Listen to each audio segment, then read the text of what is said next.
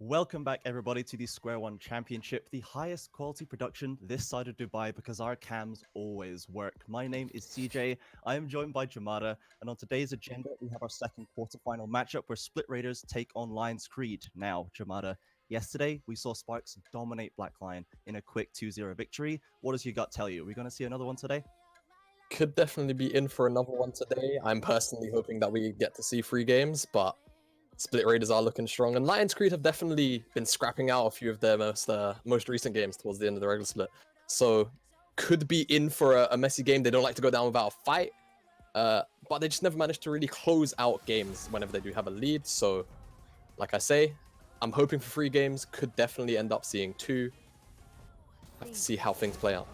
Absolutely, and I think that your point you just made about going down hard, having scrappy games is probably best, visualized by their first game against Split Raiders, Lionscreed, where it was this 35-minute banger with Lionscreed in control for most of the early and mid game off this massive endorser Urgot pick, and then suddenly Split Raiders, they come back late with the scaling Karthus jungle that Velia has become known for. So I am hoping that we're going to see some healthy bouts here with lots of fights back and forth, as always, as we have jumped quickly into the pick and ban with our new fresh production once again. Yeah, fresh production indeed, and getting into the bans, Cassiopeia, Lucian, both removed away from Split Raiders, and on the opposite side, you're seeing Set and Darius, so certainly very focused bans from both sides. Split Raiders not trying to see Endorser on any of those champions, and Lionscreed leaning more towards the flex picks, as Senna, a very powerful and potent champion, removed away. Not going to be seeing any fasting shenanigans in at least game 1. Absolutely. We have seen both Mafab and Electric God really develop and show a lot of growth throughout this season. They've both developed into really, really fearsome team fighters, especially on picks like the Ashe, and I'm honestly expecting that to be a little bit of a contested pick throughout this series, but it has been the B1 Ornlockin, the classic for this season so far, and Nazgul is going to take the opportunity to pick up the fabled Aurelia, which he has dominated so many games on. Yeah, and Aurelia has such a good matchup into Ornn, especially in the early games, so gonna be very excited to see Nazgul pilot that one, if that is gonna end up being the matchup, as it seems like Jarvan is gonna be the pairing, so already a very strong team fight going forwards for Split Raiders, and Lionscreed definitely gonna have to respond to something quite powerful. I'd imagine going probably down a scaling route. I wouldn't like to see anything too immobile out of the AD carry slot now. No. I know Mafab definitely likes the Aphelios, but I don't think it would be a wise idea to pick it up with what's on the table for Split Raiders. Unless he gets a bunch of Peel drafted alongside it, but Rek'Sai gonna be the choice here, as very good matchup early on into Jarvan. Of course, able to interrupt the flag and drag with the knock-up, so choice of jungler there for Homeless Master, and third pick, a lot of options Lionscreed could go down, but Aphelios seems like Yeah. it will be the answer, so Mafab really gonna have to pilot that one to near perfection to survive team fights, I feel, versus an Irelia and a Jarvan diving on your face. But Yeah. certainly Possibly very gonna good be at under a going lot of back. pressure there. Gonna have Yeah. a big struggle to keep alive there. But I like the Rek'Sai pick, as you said. It is a strong pick against the Jarvan, and also it's not Brawlheim today. You may have noticed it is in fact Yeah. Homeless Master, so it's not their primary jungler that they were running for the second half of the split, but there was still a lot of Rek'Sai games, so they're used to synergizing with that champion and the early game pressure that it can bring. And Split Raiders, they've locked in that Braum just to deny it from the Aphelios combination most likely, and of course that or an ultimate counter is just too good to pass up. Yeah, and definitely don't want to see Lionscreed with Braum in their draft either, with what Split Raiders are running. So very happy to just take that one blind and ban away the counters. Morgana already off the table, and on the flip side, Lionscreed know they need to ban out strong AD carries, make sure they at least secure somewhat of a safe lane for this Aphelios. So Varus in the sin bin for now. And I would imagine something like Thresh probably gets banned away next if you're Split Raiders, but actually going down the Akali route, so I wouldn't be too surprised to see Buzzy pick that one up in the final two picks here, as Lionscreed pick the litter bans. Probably going to end up just banning another aggressive AD carry. If anything, we'll have to see. Ooh. The Hovered Vayne is something that I would be very excited for. We do have another literally named Vayne god in this playoffs further down the line, which we could see coming out later on. But Electric God has, once again, got a very wide champion pool. We've seen the Caitlyn's, the Kaisers, we've seen the Lucians and Sennas that have been banned away, and it is going to be the Caitlyn opting back in there. There was this huge Caitlyn performance, this team fight carry from Electric God a few weeks back, and it was a sight to behold, so I do like them picking up that one. Does have that little bit of extra range as well to try and walk around the Aphelios. Buzzy currently hovering the Yuumi, but also we did see the Akali taken away from Nox. I really do think that's probably worth it, given this guy is just, he's a full carry player, an assassin player, and taking away the picks that this guy can just turn a whole game on its head with, I think is probably worth doing.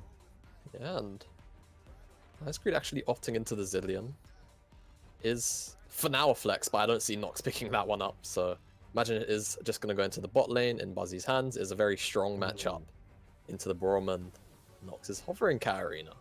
It's the other Nox pick. There's two picks for Nox that have really made us name. The Akali is one banned away. The Akali is the Katarina is the other, and it has been locked in. So that is a blind pick Katarina. A bit of a statement coming through here, and yeah, the Zillion into that bot lane. It's a sort of peel. You know, when you die from getting dived on, you do get another chance at life. All right, and good old man Reed showing us there that Ezreal was the final ban for Lionscreed. It isn't just a blind ban, as Kassadin now locked in for Shambles. So Split Raiders definitely have themselves a very, very strong draft as things stand, giving themselves that late game back up inside of the Kassadin. Of course, the rest of the draft was kind of leaning a little bit towards the early to mid game, so giving them that means that the rest of the comp surrounding him will definitely bridge into Kassadin scaling. And on the other side, Lionscreed, no slouches either, with the Ornn of the Aphelios, have a lot of innate scaling inside of that draft too, so definitely going to be focusing around the mid jungle if you're Lionscreed with this Rek'Sai with the Katarina. Want to try and shut down that Kassadin as much as possible. You're kind of happy leaving an Ornn on an island. He will eventually just innately give you that value. So I would imagine Homeless Master's job this game is just tracking down the Jarvan, trying to prevent Jarvan from enabling his bottom lane, his top lane, and try and shut down this Kassadin as much as possible whilst getting this Katarina ahead.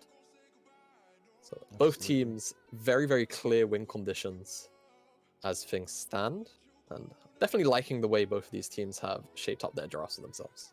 Yeah, Mafab is going to have a lot of pressure on his shoulders, I feel, this game, just to try and keep himself alive as long as possible, and then they're probably going to be looking for Nox to be that carry as well, though, of course, the Kassadin does have the, I believe, the Q channel interrupt still on the Null Sphere, I believe it's called, that still can shut down that ultimate channel, which does kind of neuter the Katarina coming into those fights, so Nox is going to have to be very aware of that. Shambles did have the Ignite for a while, but swapped it over to the TP, so probably not looking for as much pressure in the actual laning phase, but as you say, it's just about bridging that scaling to get Kassadin to the point where they just become a menace in these team fights, flying around with Nazgul as well, just the AD version. Just everybody's flying around every which way. Mafab doesn't know where to look, and hopefully they can just overwhelm them with that pressure, I suppose. Yeah, and I do somewhat worry for Lionscreed once they do approach the sort of 28-ish minute mark, because they don't really have too much to actually deal with this Kassadin. They have, at the very least, the Zillion tools, the slow, the Zillion ultimate, of course, to bring anyone back that gets assassinated. But if this Kassadin does hit that level 16 power spike, I'm certainly worried for the side of Lionscreed. At that point, it might be a little too late, but is all going to be in that early game, seeing how they actually pilot that and try to slow down the Kassadin scaling and get the tools on their side snowballing instead. But Split Raiders, loads of power points to talk about as well.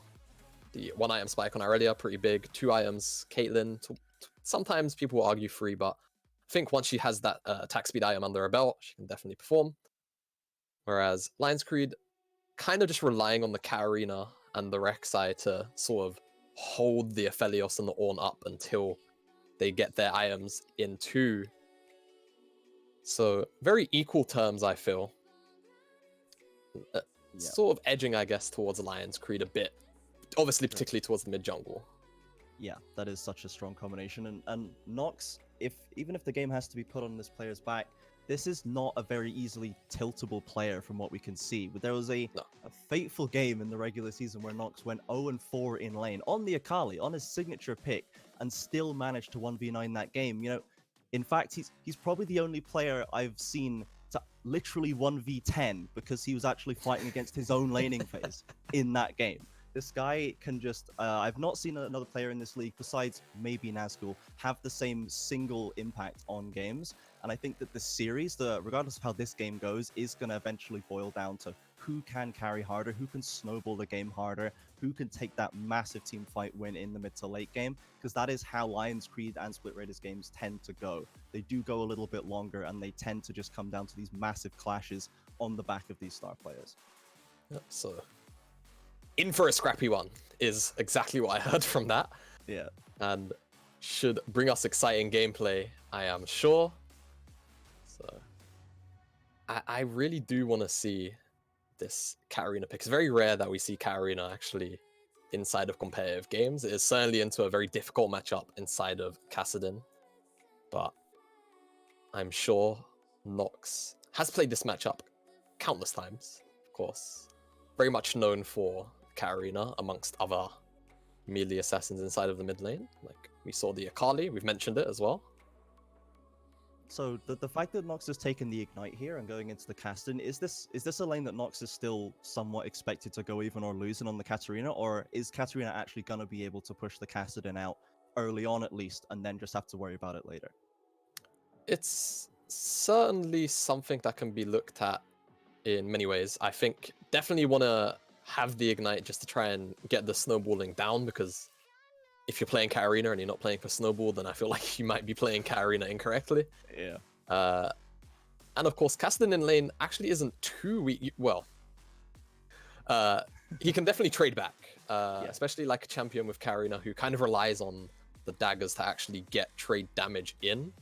Whereas Kassadin into melee matchups, very happy to sort of just, you know, throw out a Q, OOW, especially sometime during Season 9, they heavily buffed the early damage on the Kassadin empowered auto attack. It practically deals around 100 damage at level 1 and 2.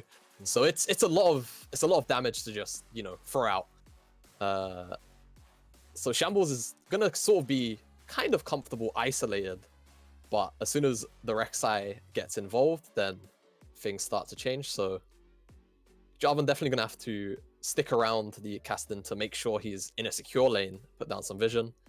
And on the bottom side, I'm kind of unsure about how Priori will go. Even is it Bonkai or Bankai? I actually can't read. I'm a bit blind. Bonkai. There you go. So Bonkai, if Prior can be found from the Split Raiders bottom lane, could even end up roaming up towards the middle lane to just sort of alleviate any pressure that Homeless Master ends up putting down. But we are finally on Summoner's Rift. Absolutely, we are in for the first game of this series here. We have Lionscreed going up against Split Raiders in this best-of-3 series, the second quarterfinal. Looking forward to try and make it further in this playoffs. Split Raiders, of course, they are the third seed. They are the favorites here. Lionscreed, they've got a big uphill battle to fight, but let's see if they're able to make that work, make the effort pay off, as they have been trying ever so hard this later season. They've been showing improvement, they've been showing progress, but now they've got a really tough opponent in front of them, as they are just going to take it easy level 1. We're just going to go to a 5-point, nothing crazy too early. Yep, nothing crazy too early, and a good point to mention, Lionscreed definitely been on an uphill trend of late, so gonna be very excited to see how they get on here versus a very strong opponent inside of Split Raiders. But as you say, a lot on their plate to take a whole series for sure. Absolutely. They have a big task ahead of them here. We have gone straight into the square one pause. It has not been too long, of course. We see these every now and again. This is the reality of online competition. We have the report from production. It is, in fact, Bonakai suffering a little bit of lag there, so hopefully we'll clean that one up and get straight back in. Velia has also left the game. It's all fallen apart. It's all going to pieces, but I mean, EU West has not been the most reliable as of late. No, so I mean, surprisingly, the past few days, I feel it's not been too bad, but just to bait us in. Think, oh, maybe it'll be all right. Psych. It's because Clash. They've done Clash this weekend again, and now explosions. Yeah. Didn't end up playing Clash or playing during Clash, so I did have a bunch of people around that did, and they didn't seem to have issues. So yeah, I played it yesterday, and we didn't have any problems either. I was watching out for the potential Camille pick from Nazgul up in the top lane. Potentially, this is something that he has also picked. The Aurelia and the Camille have both been like signature picks for him up there, and the Camille right now just seems so terrifying once it hits that 2-3 item spike when you get your Triforce Ravenous Hydra Death Stance. It's another AD Castellan just flying around, one-shot your carries going in and out. So hard to deal with. Yeah, Camille, very terrifying champion, and was probably something that was at least briefly discussed. Of course, Aurelia was almost instantaneously locked in. Yeah, that's just the go-to for this player for sure. Yeah, certainly wouldn't have thought about it as soon as the Ornn was locked in. Of course, Camille, a very favored matchup for a lot of top laners whenever they do see the Ornn on the table. But Ornn, of course, a champion that can be flexed in almost every role. So yeah, sometimes a little scary to just blind the Camille. So if the Aurelia is available and is obviously Nazgul's signature pick here, it's almost guaranteed he's going to take it almost regardless of matchup at this point. And especially if you give him the Ornn, what do you think would have been a better option for Endorser? If he was given the chance to hold the pick and get the counter into the Aurelia, well, what do you think is a better option he could have gone for? At least for Endorser's champion pool, I would have imagined probably leaning in towards the Urgot. Just because I know it deals fairly well into the Camille. I'm unsure about the Aurelia matchup, but I would imagine that is something that is very hard Urgot favored, especially towards the one-item spike, even though, of course, that is close to both Aurelia and Camille's item spikes. Also, very happy to rush the Ravenous Hydra and sort of come online from then, but Urgot with a Black Cleaver, man. Very, very scary spike in damage. As, of course, game underway. Nothing too suspicious to talk about from Homeless Master, but if you do look at his blue buff right now, Velia is getting a buff to buff on, and it seems like he will secure Homeless Master's blue buff for himself.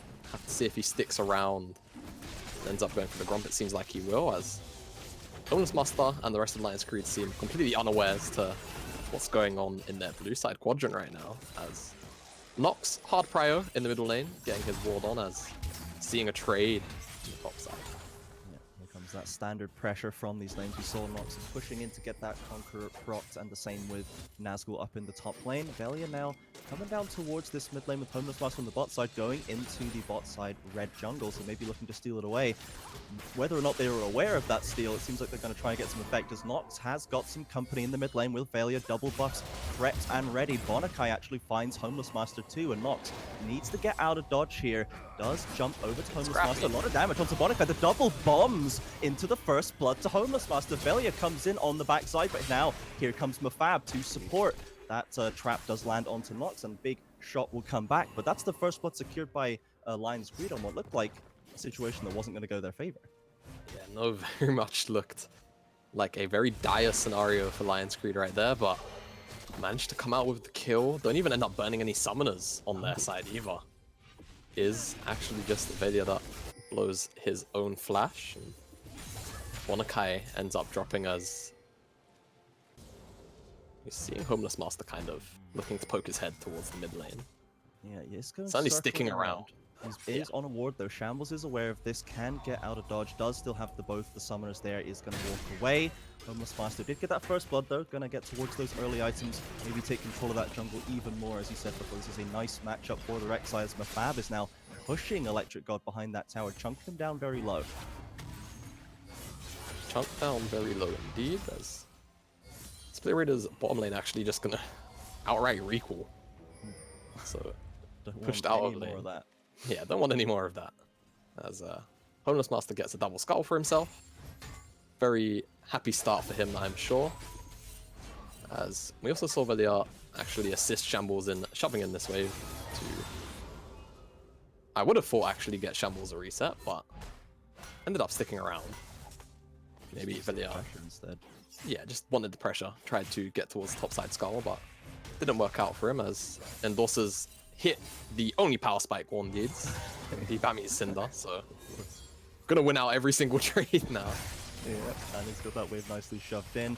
Nazgul gonna be looking to try and secure as much as possible. Actually dives in with the Conqueror just to push him away. A little warning message there as Velia was in the wings, maybe trying to bait into a fight, but Endorser going to be too smart for that one, walks away. Homeless Master now returning to mid lane. Both level 5s here, no Rift Court to get away, and the flash forward by Homeless Master against Shambles very low is going to secure a second kill. Velia's coming late, but another knockup. More damage comes through, and Nox gets a kill for themselves too. Velia, once again, too late to the party. This time gives away a kill to Lionscreed. 3-0 up now.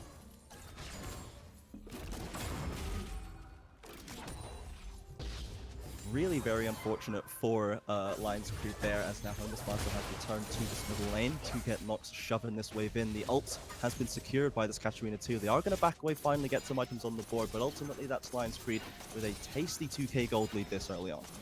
Yeah, I think I might have had that. Sometimes. Just a little bit, yeah. Yeah, I toggle it from time to time, but yeah, very proactive from the Lionscreed mid jungle, and it's playing towards their win condition here as Velia now really trying to be active himself on the bottom side. Play going on. Blast cones over, and those stuns are stacking up onto Mafab. One more auto attack will do it. Is trying to get away. Does have the healing coming out from the Severin, but now Buzzy is getting aggressed on. Endorser's come through, gets stunned.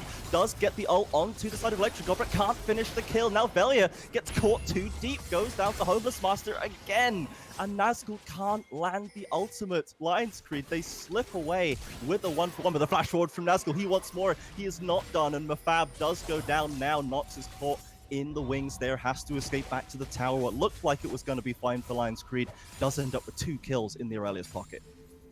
Yeah, 2 kills in probably not the champion you want to see it in. No. So, of course, Kassadin is on the Split Raiders draft, but Nazgul so threatening on this Irelia, and seems like we'll even be able to pick up a fair amount of that wave that was slow pushing towards him. A very, very big wave, at least 3 underneath his tower right now.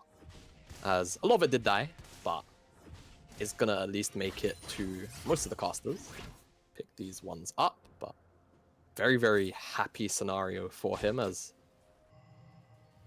it certainly looked good for Lionscreed, the initial play, but ends out being a 2-for-1 for Split Raiders, and all of a sudden, Nazgul on this top side looks far, far scarier. Of course, once he gets that reset in, you'd imagine is going to go into the Blade of the Ring King build as Nox. Ultimate committed by Nox there, just to shove Shambles back, forces the Rift Fort back to tower, gets that wave crashing in. Not really a kill threat in this lane at this point, but just getting that, keeping that Kassadin shoved down, of course, gives Nox maybe a bit of space to roam and use that lead he's got. Yeah, exactly that. And did see a little bit of a scuffle going on in the river. Seems like Homeless Master won out on the pressure side. Already has his warrior in his pocket, so Velia didn't want anything to do with that, just gave over the skull, said, hey, it's yours. I apologize, Mr. Rek'Sai. And Yeah. I think we actually have looking for a maybe mid-dive. maybe seen a bit of a... Oh, hang on a second. He's gone straight in. We've gone back to top lane. Rift walk away from Shambles, but Nox can follow up easily. And Homeless Master with that massive claw comes down, gets the 4th kill of the game there in mid. Yeah, so much damage available to him already. 8 minutes in, having the warrior, the ultimate dealt around 250 damages. Very nice trade. Perhaps stepping up aggressively towards this Caitlyn. They're still pretty much even, though, of course, the pickaxe is on side from Mafab. Ultimate comes through, chunks Buzzy down. Doesn't have the ultimate prepared yet, so is going to have to be pretty careful. One flash is available for Electric God. Could maybe try and come forward, but I think Mafab's just going to be able to hold this in check. It should be able to hold this in check, and level 6 now available for Mafab. Such a powerful ultimate Aphelios has. Yes. Inside versatile. of competitive league especially. We have seen Homeless Master now for the first time pathing up to the top side. Maybe a little afraid of what Nazgul's going to be doing, and Rek'Sai's probably the one champion that can match him here just in terms of damage at this early stage. He's just going to go into the Rift Herald pit and start that one up, it looks like, trying to get his towers cracked open to keep this gold lead in their favor, as Velia on the bot side matching with the Dragon. Yeah, very much with the wave crashing top side and Homeless Master's pathing being in alignment with that, just says, alright, we'll be happy to pick up this Rift Herald. Our bottom lane wanted to reset anyway, so gonna end up being a neutral objective trade. One kind of depending on how Lionscreed use the Herald will dictate how valuable giving over the Infernal Dragon is. Of course, the first 2 dragons, not too high in value. The only thing that they are really giving you is that potential early soul. The individual stats, not too great, as Homeless Master trying to pay a visit to Shambles, but Strolls past just the strolls mid away. lane. Doesn't even Rift Walk. Just gonna walk away from that one. I'm conscious thinking back to the bot lane fight that we have, that I'm hoping it's not some sort of foreshadowing for this game when we saw a one fight from Lionscreed pretty much, and then Mafab steps forward, gets very excited that they've won the fight, and instantly gets flashed on by Nazgul and dies. I'm possibly seeing the future developing through there, as we currently have a Homeless Master gank in the top lane. Dorsa doesn't get the knock-up and gets a stun of his own, but here comes that knock-up from Homeless Master to follow up. They call Forge God, will secure the kill for Endorser as Homeless Master drops very low. Good effort by Nazgul, but ultimately the 2v1's too much to handle. Yeah, skin of his teeth stuff there from Homeless Master. Definitely dropped down to at least double digits HP, but Yeah. picks up the kill. No teleport available for Nazgul, and with Velia on the opposite side of the map, you'd actually imagine this is just a full tower with the Rift Herald usage. So Lionscreed making the very best of that Herald pickup. So certainly a very worth it trade, as 5,000 gold almost Lionscreed in the lead right now. So very, very happy with the state of things, as get a gold toggle, and we see a lot of that gold lead is outright just between the junglers, as trade sort of goes not in the favor of Lionscreed, that's for sure, but does have the life still available to Mafab, so we'll just heal up that poke nonetheless. Zillion is just unbelievably squishy, it seems, but Noxos opts into this fight and finds Velia, but the ult goes very low. Shambles with the Ignite ticking down is going to drop, and that's the reset now for Katarina. Gets the 2v1 double kill. This is why you ban this guy's assassins. Certainly so, and have to call out Velia. Managed to actually miss out on the EQ, not finding the knockup onto Nox is practically what made that 2v1 occur, as Homeless Master in the wings looking for this gank here. That knockup comes behind the tower, instantly pops Electric God, and now comes to the ult, but the stopwatch will keep Bonakai alive, and they are forced to get away another. Well, the ult does go down for Buzzy, but now Homeless Master's got him caught up behind the tower. Is going to get that knockup. The unstoppable Rek'Sai, the TP from Shambles, looking to get some gold in their own pocket. That's a meaty shutdown for this Kassadin. Yeah, me shutdown indeed. And back of that, plates picked up for Lionscreed, if there's some kind of consolation to giving a shutdown over to Kassadin, especially one that big. But overall, more than likely happy-ish with how that trade ended up. But certainly have to keep our eyes now on the Kassadin, because all it does take is that one kill, especially a shutdown as big as what Homeless Master had on him. You'd imagine certainly that gold is enough to finish up that Rod of Ages that he has the components for. and even picks up boots on top of that. So very, very happy as Split Raiders bottom laner is just shoving out the mid wave now. And Bonakai and Velia in this jungle. Got a 3v2 developing here. Bonakai with nowhere to go. Abandoned by Velia, nowhere to jump. And that's a rampage for Nox developing now. Yeah, rampage for Nox, just left on his own. The Split Raiders support was. No regard for the supports, ever. No. Always the sacrificial lamb. Bonakai having a real struggle this game. 0-3-2 so far. A lot of pressure happening in the spot lane. Nox going aggressively forward with the Gunblade and the ultimate with another dagger to jump forward. Cannot get him past about half HP, but that's once again the caster to shove out of lane as now Endorses skulking around the top side jungle. Homeless Master on the bot side does spot out the J4. Lots of bot side control right now for the side of LC, maybe looking to get another dragon or their first dragon on the board for themselves in about 40 seconds. Definitely setting up for this Mountain Dragon here as Homeless Master Electric God goes kind of crazy over the wall into the double bomb, but Homeless Master drops very low. Does use the ultimate, gets over onto Electric God with heal and ulted by the Cillian. The TPs are coming through. Nox is here to clean up the kills, gets there a little early, and Aurelia's ult is too late once again. The double kill comes through for the Katarina, and that is LC. Once again, they're just on the front of that play. They're getting there sooner, and they're wiping out the kills. Yeah, they're just first and utilizing the strength of the Rek'Sai early on and getting this Katarina snowballing is practically the entirety of Lionscreed's early win condition here. So playing to it very well and a very comical start to that trade as I don't think any Rek'Sai player expects a Caitlyn to just net over the wall towards the Rek'Sai. We'll presume a misclick from Electric God there, but for his own benefit, we'll give the benefit of the doubt and assume that was a misclick. I think that Electric God was just feeling himself. Felt like he could put that 1v1. Well, that's how it played out in my head. When your lane is 0-6 and the enemy Katarina is 6-0, maybe a better time to feel yourself. Not right now. And let's see if he can pick himself back up from that one. As the dragon is indeed secured by LC. Now 14 kills to 3 with a 7.5k gold lead, 2 towers to none. They are taking over this game. This is not what anybody expected. Certainly not, and we had Lionscreed down as a very scrappy team. And playing towards that as Nox getting the speed up. The frontline Katarina. Frontline Katarina. I think gameplay like that, it shows the kind of mindset that the Lionscreed guys have right now. Is certainly want to just move forward and fight as soon as possible, as the next available objective on the map for them to take up is that Rift Herald. So I would imagine after these resets that we will see focus in the vision around this area as Homeless Master kind of just poking his nose in and around. Split Raiders are technically beating them here first, as a little bit of pressure down on Endorser, but is on the Ornn.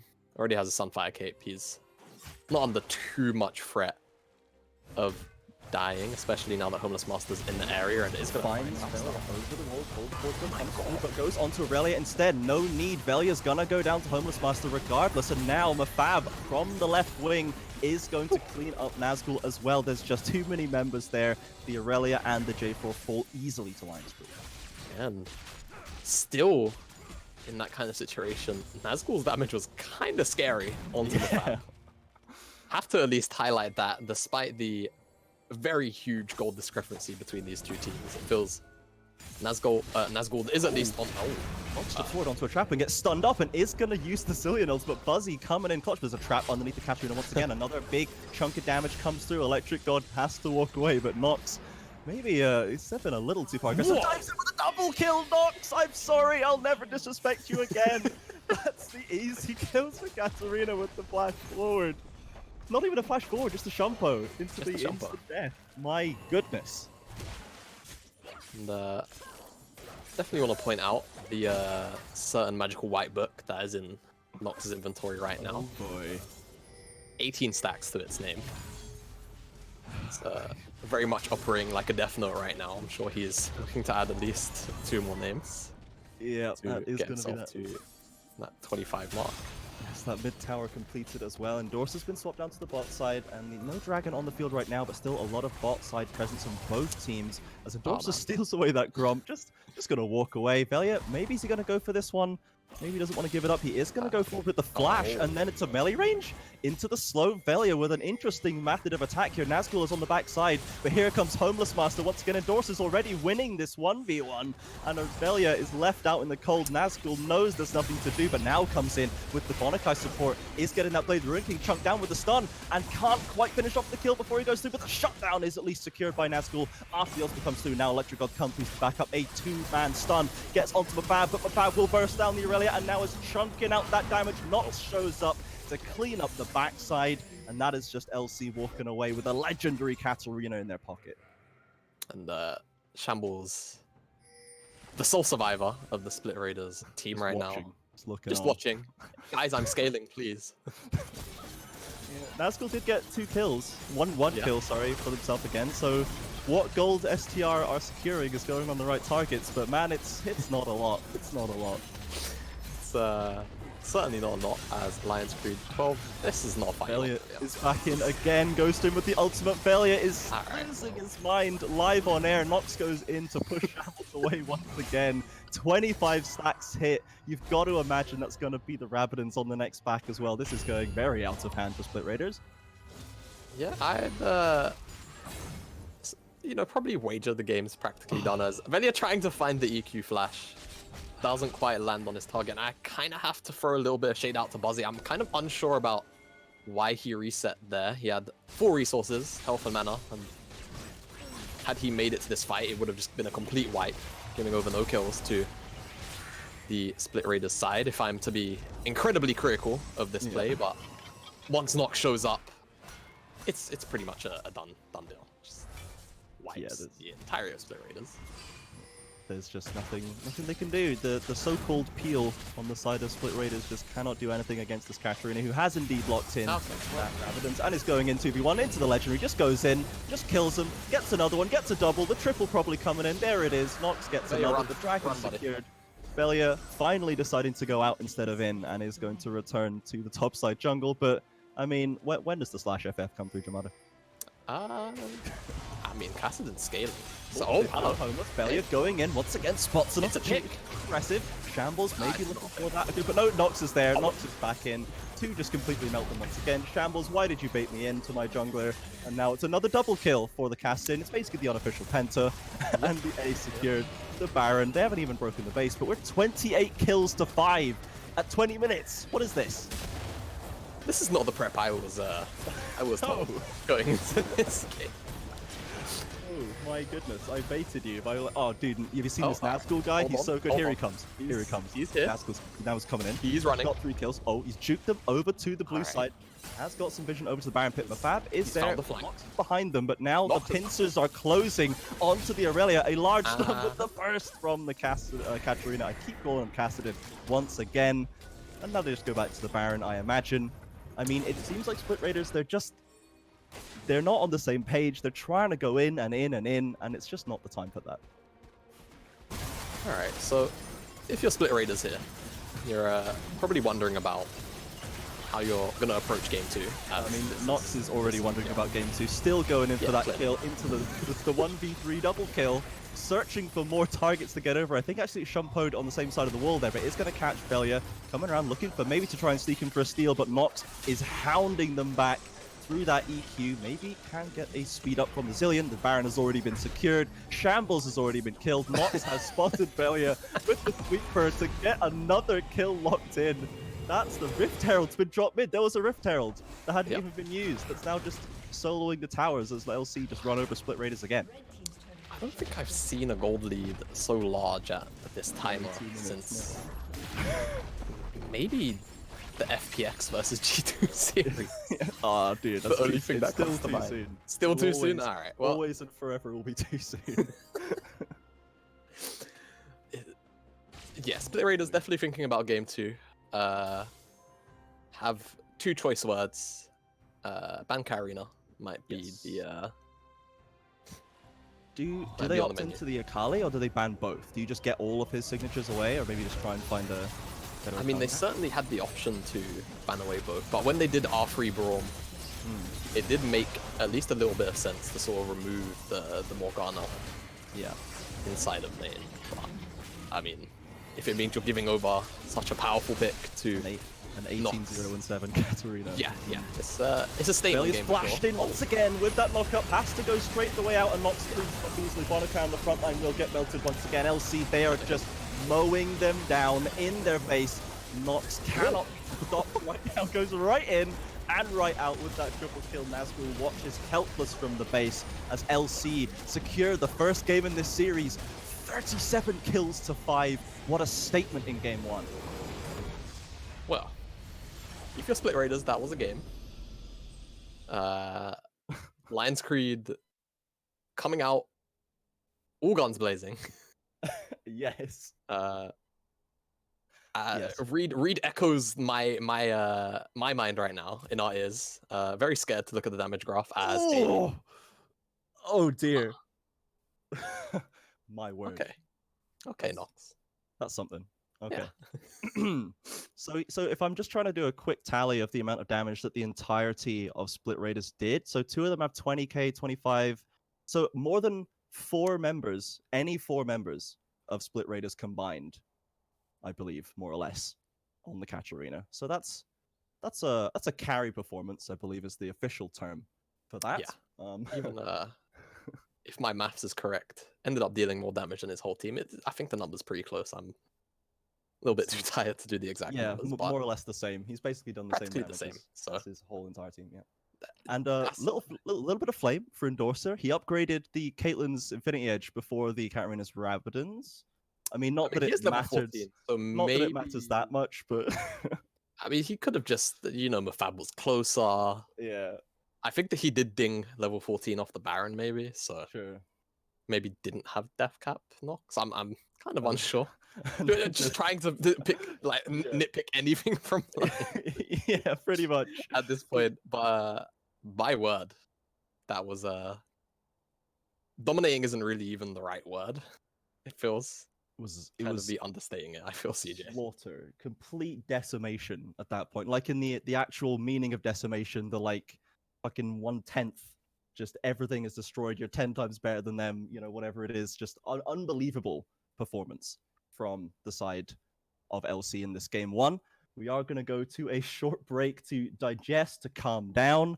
I imagine that there's going to be a lot of discussion, a lot of resetting from Split Raiders. They're going to have to come in with something new here, maybe some new picks and bans. Even the Aurelia couldn't do it for them this game, but we do still have 2 games to go. Split Raiders, this is not their first loss. They can shake this off. I believe we'll see some great efforts out of them to come through later on today.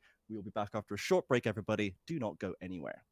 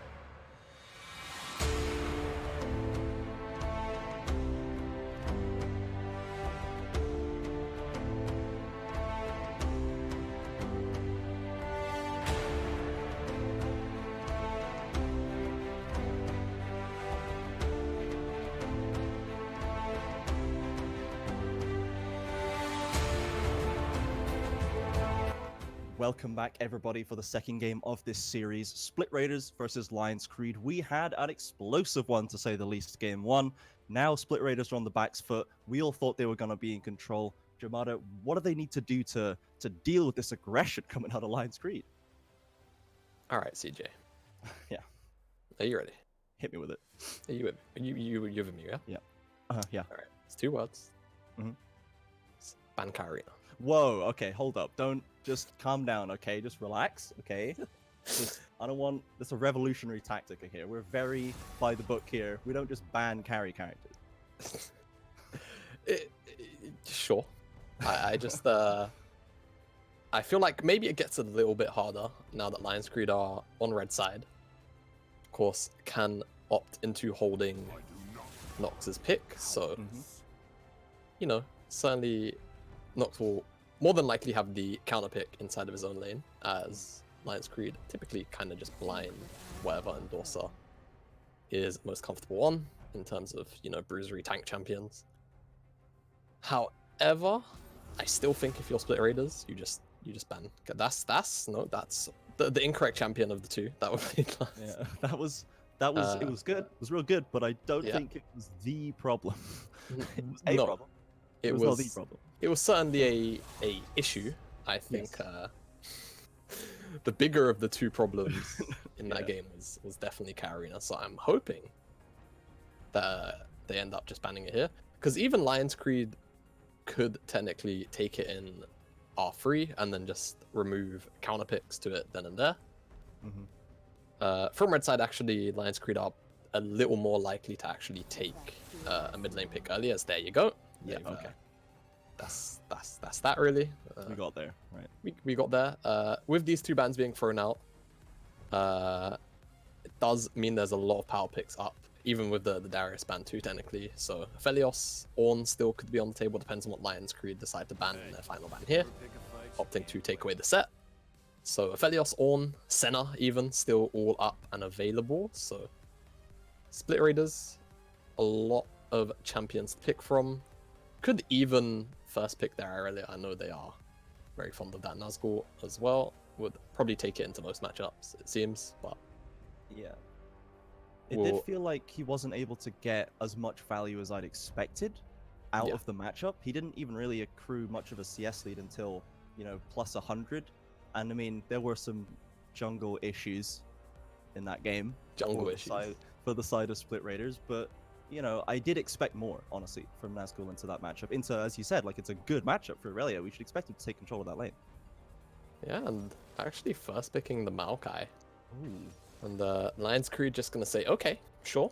We'll respond with the two hardest scaling champions in the game. So just run it back.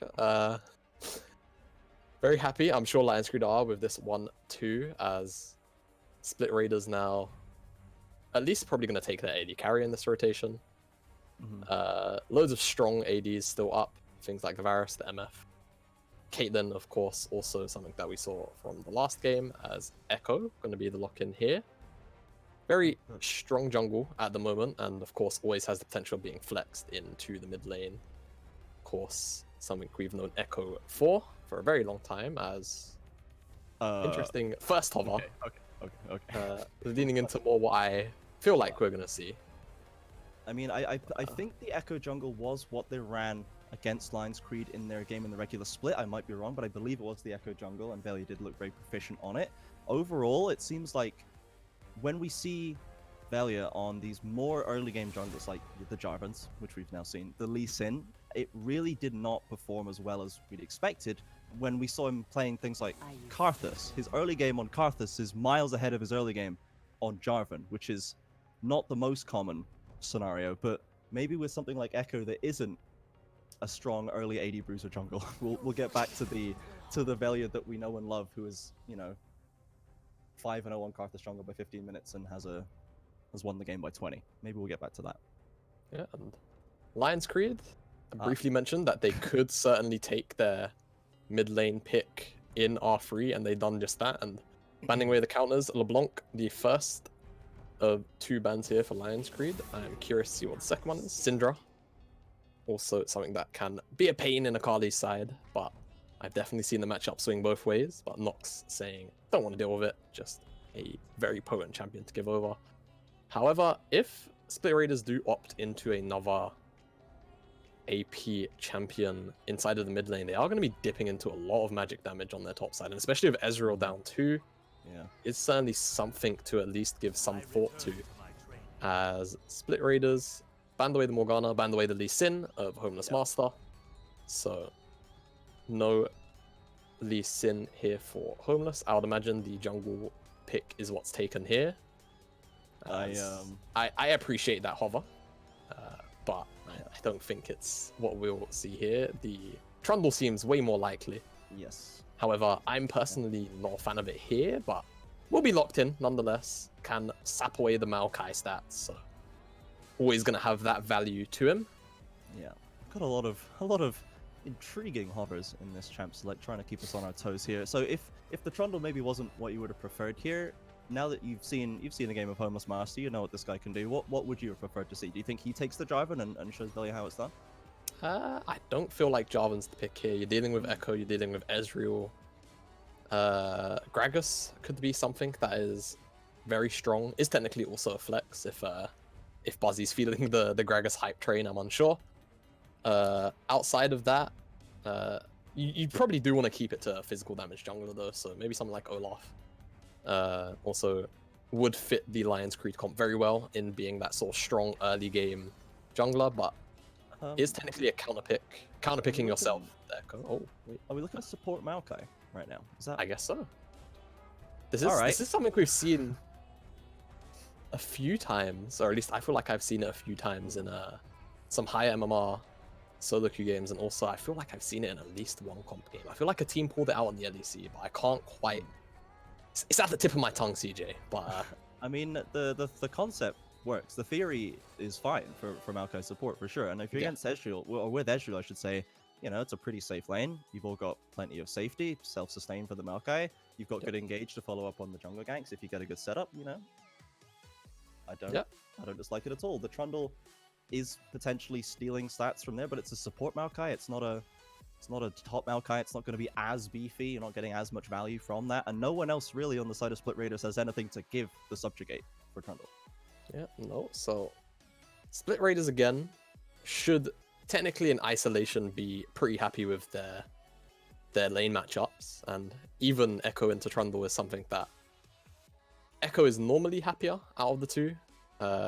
Tends to kind of want to avoid Trundle early on. Of course, Trundle has such scary dueling potential early on with the press the attack, and just how much stats he gets from the Chomp and from the Frozen Domain just makes him borderline impossible to duel 1v1 at level 3. So avoiding that matchup, Split Raiders is definitely very happy again with the Aurelia and the Ornn matchup in the top side.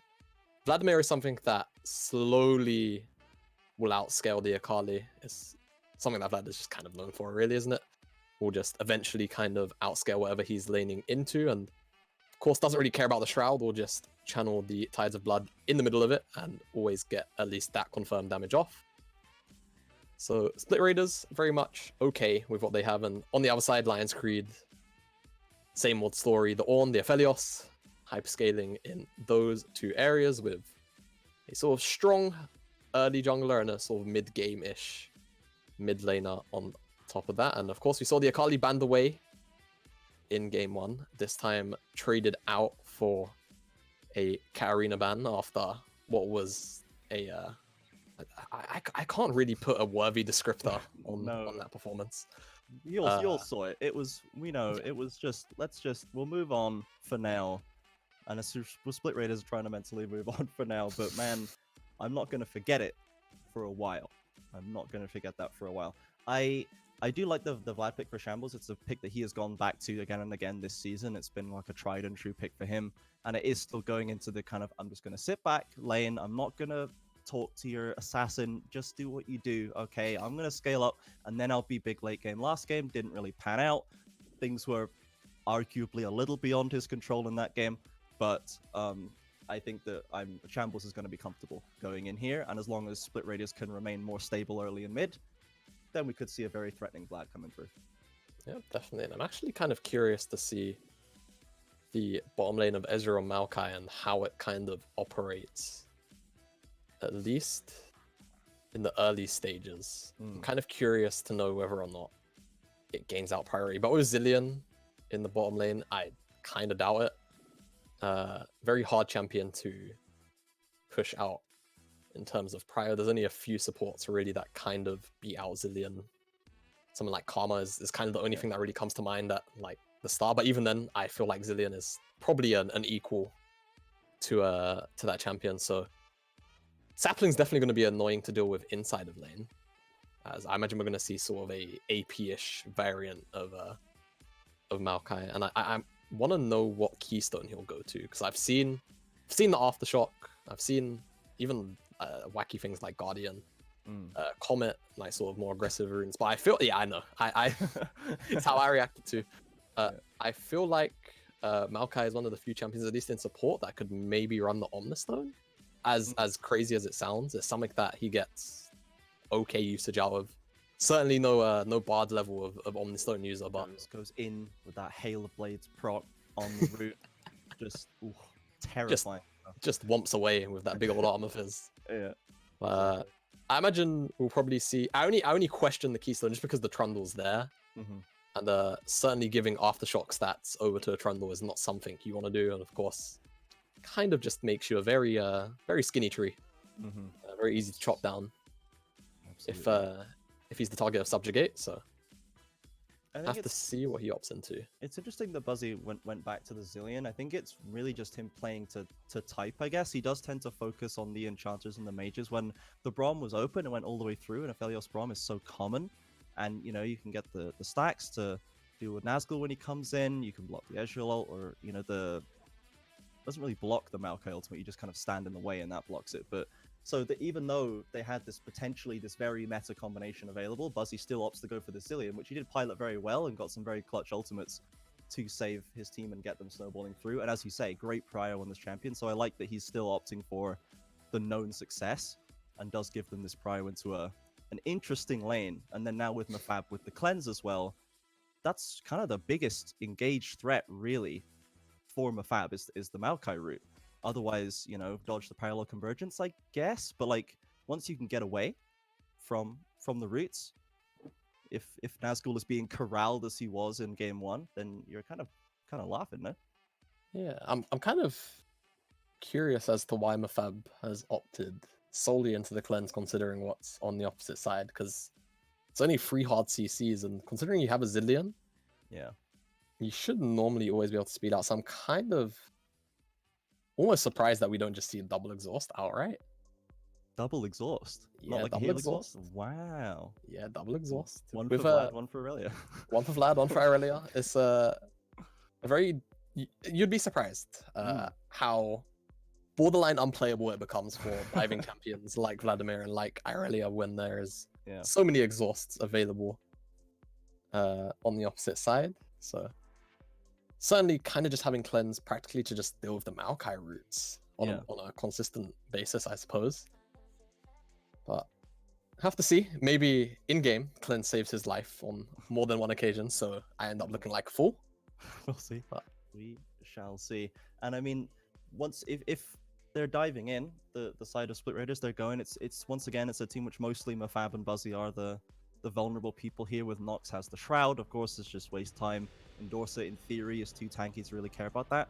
So Mafab should be the target of this diving, and I guess having that cleanse, as opposed to having only one threat to deal with, now you have no threats to deal with, but you then, once you say don't have the heal, you don't have another exhaust. We'll see if it pans out for him overall. And I think that looking at these two drafts side by side, Lionscreed, they've gone for more or less the same idea. They've got a decently strong early jungler, they've got Nox on a carry in the mid lane, the same bot lane matchup. And STR, they once again have the Aurelia, they once again have a scaling AP carry in the mid lane, but they do have a little bit less active bot lane, I would say, and then Velia on an AP jungler, but still a pretty scrappy one, I guess. Yeah, very skirmish heavy jungle Echo likes to be. Certainly likes to get inside of lanes as much as possible early on. Normally in solo queue we'll see stuff like Dark Harvest, but here seeing Electrocute come out, or even Conqueror sometimes when the game is right. Oh, yeah. Conqueror, very, very powerful as a rune on Echo. As we are here on Summoner's Rift for game 2, and nothing suspicious going on CJ, just a 5-point start. And, Homeless Master maybe getting a little suspect, and Dorso walking up. They're gonna be spotted by Nazgul. Will someone they check walk in the bush, guys. Okay, Dorso's gonna find him. Okay, they're just gonna back away, get at least a little ward in for some information there, and they will be spotted returning back to their jungle. So scaling up the level of suspiciousness in early game. I imagine if we get to a game 3, we will see a full 5v5 invade double pentakill, but you know. Yeah, sure. I mean, from what I saw, the kind of destruction we saw in game 1, I'm not really taking anything off the table at this point. But we are ultimately going to return to normality, and Nazgul is even just sitting waiting, just in case, I think, for possibly a late invade, maybe suspecting Trundle to come in after that. Yeah, but it would be a very strange scenario for Lionscreed to split the map when they would like to play towards bot side. If they were late invading onto red, then it's something I could potentially see, but certainly giving Ornn the isolated matchup when your carry per se is definitely the Aphelios. Nox takes a pretty heavy-handed trade, has pots in his inventory to heal some of that back up, but probably not the greatest start. And Shambles actually has Ignite too, so he's gonna flash. Ooh, he's got that. He's gonna look for it. If Nox disrespect, yeah, he's not. Side flash, ignite, and dead. First blood. You called it exactly how it went down, and this is the exact opposite, pretty much, of game 1 already. Yeah, I'm not sure what Nox was thinking. Maybe he just hasn't played the Vlad matchup in a while. Kind of looked a little bit unsuspecting of how much damage Vlad was gonna put out. But I mean, a full Tides of Blood channel is, you know, around 100 damage, and Powered Q is also around 100 damage, and with the Ignite, kind of rounds off at level 2 at, you know, almost 300, probably a little bit more in total, so it's not even including auto attack. So I'm really unsure about why Nox was showing that level of disrespect. Vladimir can certainly do things like that. So first blood in the pocket of Shambles, a complete reverse of game 1, that's for certain. And Nox has used both potions in that interaction and bought a refillable, which is just feels kind of bad, man, to me. But I mean, that's maybe just how this lane is going to continue. Nox going to be on the back foot, maybe not able to get the same roaming pressure that we saw in game 1, and that could be the ticket Split Raiders needs to get to that mid game in much better shape, as top lane is going a little better for them in terms of the CS difference. Mid lane, of course, is popping off, and bot lane are in control as well. So Split Raiders pretty happy so far. Pretty happy, as Homeless Master's going to avoid that sapling in the bush. So this bottom lane gank should still occur. Just coming behind us. Have that pillar, gets through. Bonakai able to squeeze through the gap. Double bomb will come through though, and the root following from the Fab does knock him away. Bonakai dropping very low.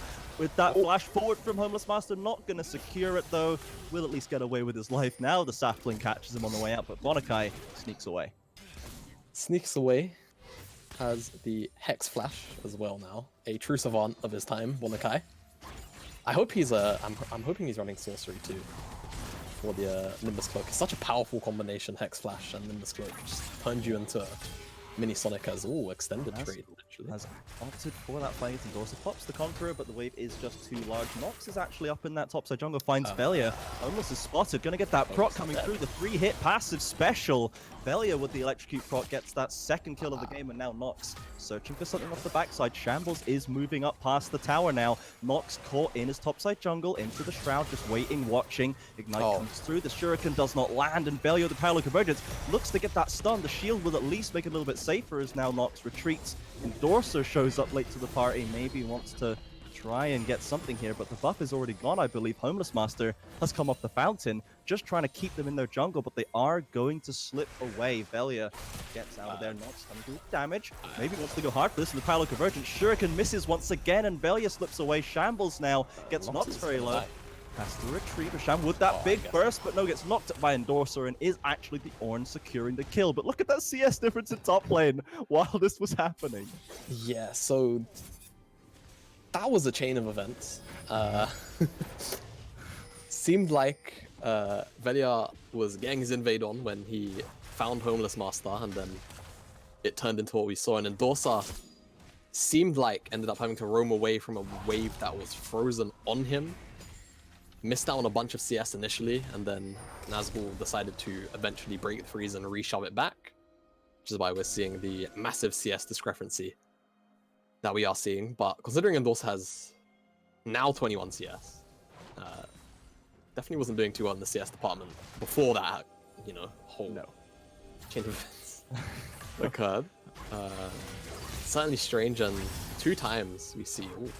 Stun comes through straight away, and you can see the damage just coming up. The Bammies has been hit for Endorsa, but now we've got the almost secured the Cutlass, and now look at the zoning pressure from the Aurelia, completely keeping Endorsa away from that wave, as we are going to go to, believe, a replay of that chain of events, as you called it.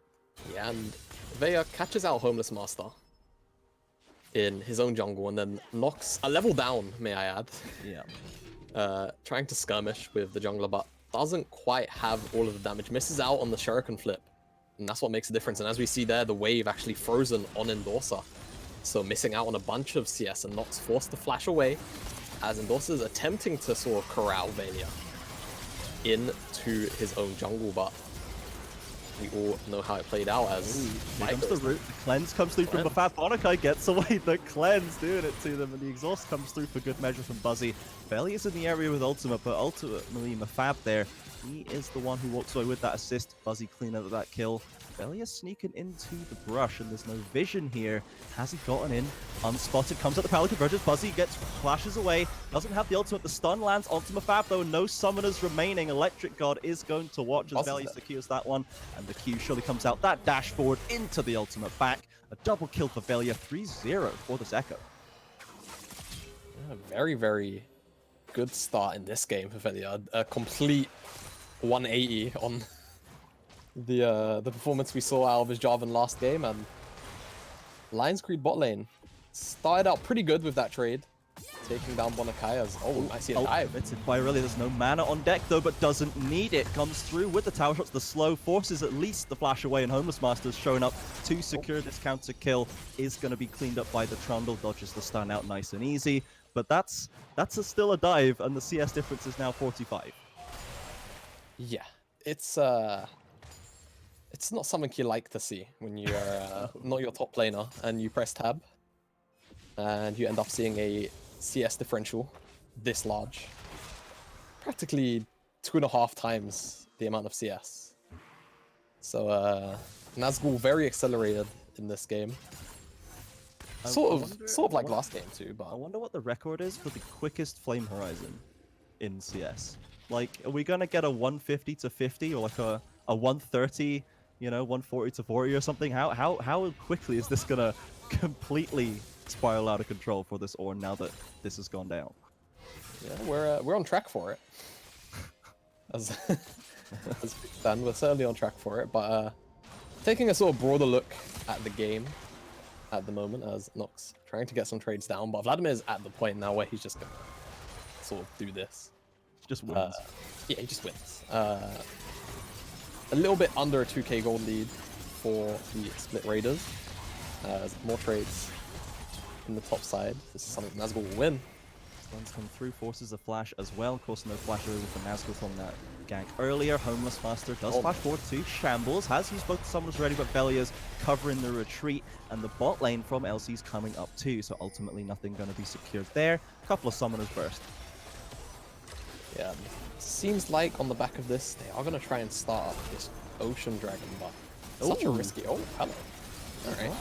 Cleaning up that kill on the backside. Does take the advantage. Homeless Master gives him. Velia comes in, steals it, and zips right back out. That's not what you want to see. The play was almost perfect for LC, but they do give away that first Ocean. I think Homeless Master just didn't have Smite.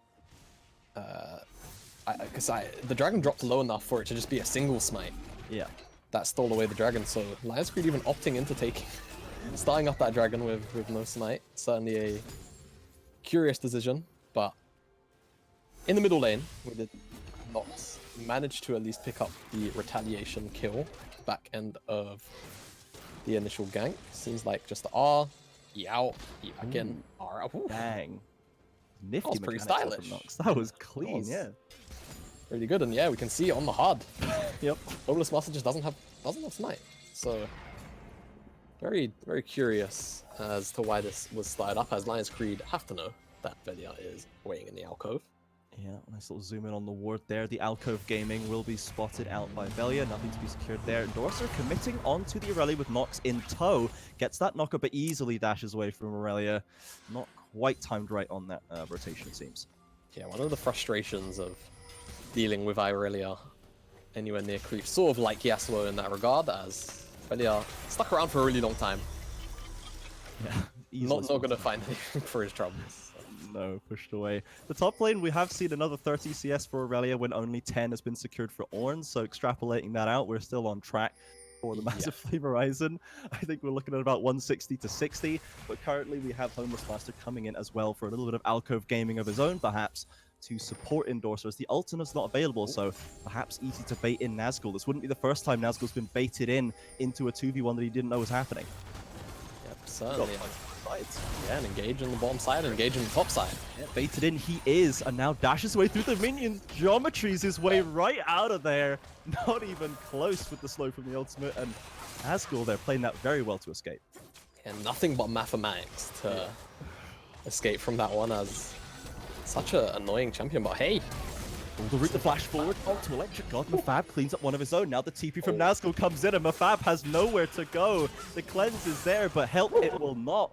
Nox securing possibly almost a kill there, but Buzzy is wiped out by Nazgul at the backside of that bot lane fight, and Shambles at least is pushed out of the lane. He used his ultimate in that exchange, but Nox getting the better of it.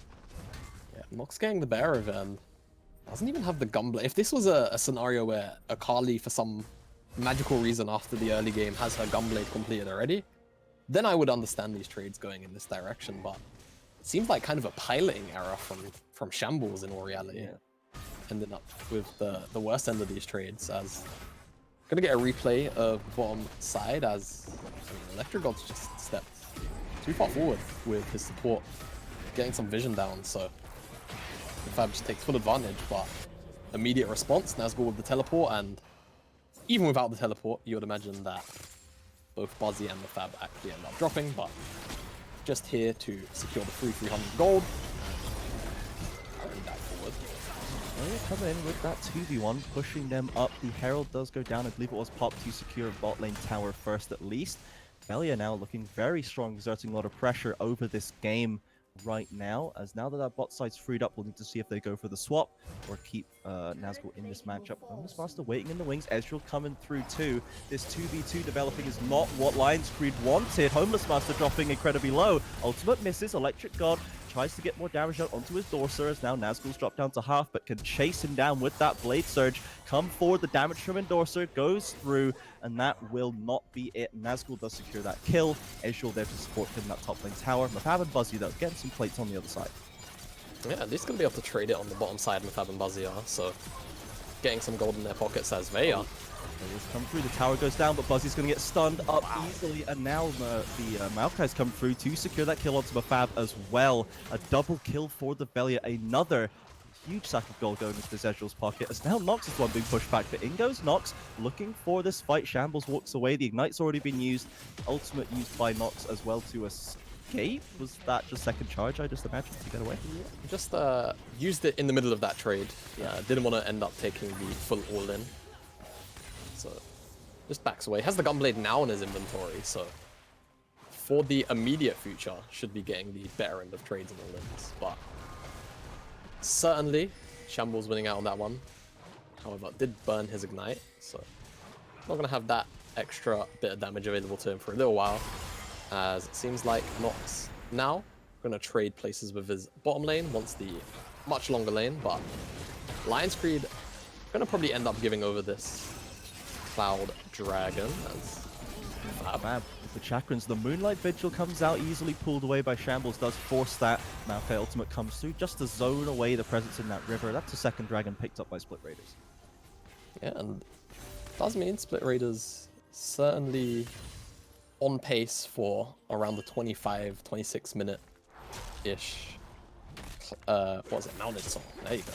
Took a quick gaze at the map. Hey, there's a rock there. All right, has to be mounted. So certainly going to be something for Split Raiders to play towards, as Herald now, you'd imagine, is the next objective, and taking a slightly wider look at the entire game, of course. Complete flip on its head from game one. Split Raiders now, the ones with a, call it around the 4.5k gold lead. Very much in control at the moment. Nazgul, very, very accelerated, as is Veya on this Echo. Has 10 stacks on the Dark Eye. Wonder if he has the same kind of idea as Nox in game one to pick up the Medjais. As Nox getting up in the face of Shambles, but Herald Star actually for Split Raiders and Lionscreed don't seem aware until right now. They are coalescing around this area. Nazgul's on the top side. Shambles, of course, is down, recalling, doesn't have the TP to rotate quickly. Looks like they are just going to spread back away as Homeless Master, trying to contest Velia in the 1v1 to secure it. Smite's available on both sides this time, as no one wants to be the person to put it in smite range. In comes that passive from Velia, and he is going to secure it. It is going to be taken by STR. Now Nazgul is here to chase them away. I think LC have escaped in the nick of time. Ultimately, that Rift Herald, that is going to go over the Split. Yeah, just very, very small margin though. Was 3 HP as Nox is going for an all-in here. Another missed Shuriken, but that burst comes through with the Hemoplague as well, pooling around, trying to get through, but the ultimate doesn't land. It's getting very tight in that bot side. Nox drops incredibly low and has to drop away. That Rabadon's on the side of Shambles doing a whole lot of work keeping him in that trade. Yeah, keeping him in that trade indeed, and something to highlight, yeah, Shambles actually just an immediate death cap rush. Doesn't feel like he needs the utility from any items, just says, I want damage, give me damage now. So, itemization choice for him as engage. Velia on the backside stuns up Buzzy once again with that burst and gets the godlike kill. Mafab now doesn't have the support and has to retreat. Does drop Velia pretty low, and Electric God likewise, but Velia, with the flank position there, gets them the upper hand. Yeah, and Buzzy had both his sons and Norma available, but it's just how fast he died. Yeah. Yeah, not much to analyze when Echo is this far ahead. We'll commonly find picks like that, but Nazgul could potentially be in trouble here. That 2v1 with Pull the Fortune will get that knock-up. W's come through to stop some of the damage. You're really well committed, but Nox has the damage to get that shut down. Nazgul once again caught in that 2v1, but cannot escape this time. Not escaping this time. Doesn't have the mathematics going for him in this 2v1. And gonna go over the shutdown to Nox. Definitely a very scary champion to give it to, as we've seen him do it in previous games, and he's been further behind than he was in this game. End up carrying Lionscreed to victories and almost victories. As had some ending issues occasionally. More than occasionally sometimes. So. Sometimes, and they do still have Mafab, who has not had the cleanest of games so far. A lot of pressure being put on him by the likes of Velia, but is still doing decent damage on the backside of these fights. Velia's been discovered in that bot side. Slight down for a bit of health, but Nox comes over to try and secure that damage. Kylo Convergence comes through. Shield has been secured, and the ultimate still available. Is going to use it on top of Homeless Master, but Nox is there ready and waiting. Doesn't have another ult charge. Does have flash, has to use it to get that shut down. Definitely a worth pick, as now Nox gets a huge sack of gold in his inventory. And 1,000 gold right there for the Nox, so certainly going to be spending that. I'd imagine probably towards Zhonya's is just typically Irelia Akali itemization, as Shambles letting Homeless Master know what kind of damage he is capable of, as even this pre-Triforce Ezreal was capable of putting out a little bit of damage. Once he has the Triforce in particular, of course, Ezreal, the 2 item spike AD carry. Very, very potent with just those 2 items, and Split Raiders should be picking up this tower for free. No real say-so here. Seeded by Lionscreed. They're going to get pushed up for a second now. Shambles is ready on the front line, but they're not going to go too deep with this one. They don't have a Herald, they don't have anything else really to secure that dive, as Endorser has rotated over as well. The Dragon is available, and looks like there's a little bit of a tending towards that side of the map. Lionscreed going into this jungle might run into an Aurelia if they're not careful. Bonakai as well obviously has that really strong engage with the roots to catch them coming through. They are on some wards, they are aware of their position. Split Raiders gonna contest this one. The Herald has been dropped in the lane as well. And now the Ornok comes through, gets a knock up onto 2. 3 rooted on the other side for Lionscreed. Electric God in this strange 1v1 versus Endorser. Bonakai dropping kind of low. Homeless Master coming in through the side. Endorser goes in, but does get melted on the side. Buzzy gets completely mown down by Nazgul, who follows up onto the Mafabs of Belios. Homeless Master comes in, cannot get the Dragon, cannot get the kills, and ultimately Lionscreed, they are just outplayed, outmaneuvered in that fight, and they took a heavy loss. Yeah, and you certainly fear that this could just end up being the continued trend for whatever team fights we have left in this game. With a 6k gold lead and Baron on the cards with Split Raiders, you would probably imagine that they should end up closing out this game, but Lionscreed certainly known for fighting back, as Nox is actually going to have Chrono Break used by Venom, so. Spotted by Velia, and does blast cone over the wall as well, gets him all the way out of dodge. Electric God even going over blind just to check it, sacrificing his life potentially for the cause if Nox is waiting there. But just takes that one for the team and they get the Baron.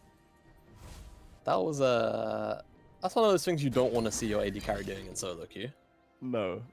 I mean, I'm sure there's like oh guys, I don't matter this game. We've got, you know, Nazgul, we've got Shambles, you guys are popping off. I'll just go over, you know, if she's there, whatever. Unfortunate. We get the Baron. I'll put my life on the line for the cause. Go straight over. Did have the flash as well, I think, to escape, but yeah, wouldn't have been the best use of it, just to check if Akali is there. Yeah, worst case, definitely could have flashed out, but Baron now in the Split Raiders' hands, and this is maybe the 1v1 that I would imagine Nazgul could potentially lose out on, but Blade Lure and King Aurelia is so powerful. It's no longer a 1v1, it's almost a 2v2 even. The ultimate comes to Homeless Master, dropping very, very low. Nox trying to put the damage out, but cannot quite get Nazgul low enough. Trying to follow him down, does get 1 kill. Now Velia on the backside has used the Chrono Break to get that health back. And Electric God and Bonakai from left field come back through to support their jungler. A double kill for Velia. They've got the push on the spot side with the Baron minions. Shambles on top side too. This is getting very, very dire for the Lionscreed. Very dire, and even... okay. I mean, it's like, yeah. No, it's okay. It's part of the 200 years program. Yeah. I think that's been how long it's been since they changed or nerfed this champion, I think. It's about 200 years. Yeah, something like that. Alright, yeah. Oh, actually, Endorser no, it's drops okay, very low on this pool here. Oh, they can't even get the ultimate through. The tower goes down on bot side as well. Shambles making a fool out of Endorser on the top side as that bot side goes down too. Nox, of course, is back on the field and now presents an actual threat to the members of Split Raiders. He's going to opt to go towards Shambles as the ultimate is down, pushes him away. No inhibitors drop at least, which Lionscreed can put in a very slight positive column. Homeless Master once again coming to find Shambles. The pillar coming out after the pool, which means the flash comes through onto the Krugs. Nox having trouble following this one, and Nazgul is coming from bot side. Can they maybe survive long enough? Shambles, the pool cooldown is ticking away. The slow comes through. Nox shurikens over the wall, doesn't get those kunais though. Shambles still kiting. The pool finally comes down. The heal comes through into the Zhonya's, and Nox caught up by Nazgul. You hate to see it, Jamada, as the rotation comes through and Nazgul leaves LC scattering for the hills. Nox could not get it done. Now they've got this push on top side as well. Look at him go. The Righteous Glory chases him down the trundle in the jungle, pushes him away from his own base as Electric God is diving through with Velia onto Mafab, who gets burst down. Buzz, the ultimate comes through, the bombs are there, but Mafab once again dropping low. Velia over the wall, secures the killing spree. Exhaust can do nothing against this Aurelia, dives forward once again for Buzzy. Does miss that Q, but Electric God is there with the auto attack to finish it off. Top lane tower's going down. It is crumbling to pieces before our very eyes. Well, with Lionscreed seeing red and a big bag of money on Shambles' head, and not being able to pick up said bag of gold, I would imagine, with inhibitors falling on all fronts, that Lionscreed may well finally truly be out of the game. Comes that final engage. Engage. Qualikai drops the ultimate through onto Nox, caught out of bounds. Mafab has to retreat back to the tower. The Shroud goes down, and Nox follows suit. Homeless Master once again cannot do anything against Nazgul. Endorser comes out with Mafab, dealing some decent damage. Velia coming through on the side, nipping and diving in and out to do some more damage. Endorser now caught too far away from his team and will get melted down in the 3-4v1. Now the turrets are falling down. Electric God just doing his due diligence, getting those objectives off the map as the whole side of Lionscreed just cannot find a way in to secure this fight. Mafab dived on by the Aurelia once again. The ultimate comes through from Zillion, but it is too little and too late. The Nexus will fall. Split Raiders will even up this series 1-1 with another very dominant game in their favor. Yeah, so throwing blows back at Lionscreed. Yeah. Trying to at least get some semblance of revenge after what was in truth a very humiliating game 1 defeat, but certainly handing something pretty close back to Lionscreed, evening up the series. And really, what a tale of two stories between game 1 and game 2. As actually a little bit behind the Vladimir, minuscule numbers, but certainly the factor that lost the first game, won the second game. Of course, Nazgul and Shambles, no slouches in their own rights, and even Electric God putting in at least a little bit of a shift in the bottom side. But looking down the Lionscreed end of things, I've actually put out a whole bunch of damage. Didn't quite feel it or see it, but did actually put out just about as much damage as Echo and Vladimir. So certainly doing his job, but rest of the map fell apart, even though they had the kind of draft that you feel they were comfortable with, but there was no snowballing assassin out of the mid lane in this game, and the scaling never really came online for the Ornn or the Aphelios. So once the Vladimir and Echo were so accelerated in gold, it kind of always seemed like a done deal. And Split Raiders end up taking game 2 of this series. Yeah, and I think this really does kind of illustrate perhaps a little bit of what could be the downfall of Lionscreed in this series, is that in their victory, there was one damage bar 3 or 4 times larger than any others in that game. But now in Split Raiders' victory, you've got 4 meaty damage bars, 4 potential carry performances coming out of all of their team players pulling their weight and just winning across the map through that mid game and even in parts of the lane as well. And I think that Split Raiders perhaps are just showing they have more viable carries, more options to be that win condition, whereas so far we've seen from Lionscreed, Mafab has had a strong performance so far, very consistent performance. I don't want to take anything away from him, but it has been Nox putting the game on his back so far. And in the regular season as well, more than once, it was Nox holding the keys to victory for them. And if they can't get Nox ahead, as we saw in this game, Split Raiders, if they've got that top lane star, they've got mid lane really solid as well, Electric God doing the damage, Velia popping off. It's just so hard to deal with too many threats at once. Yeah, and that is the worry when you play teams like Split Raiders, when they have multiple damage threats and carry players, is if you don't really have the players to match pound for pound in the mechanic side of things, then it really does end up turning into a battle of macro, and not every team is capable of pulling off really strong decision making in League of Legends. So certainly something to think on for Lionscreed, I feel, moving into game 3 now. Maybe thinking about 2 words. One starts with B, one starts with E. Could be on their minds, certainly. We will see if they manage to get the cryptic messaging there as we come through after a short break for our final game of the series. Guys, this has heated up even more so after game 2. We've had 2 dominant victories for each side going into the decider after a very short break. Please stay tuned, everybody.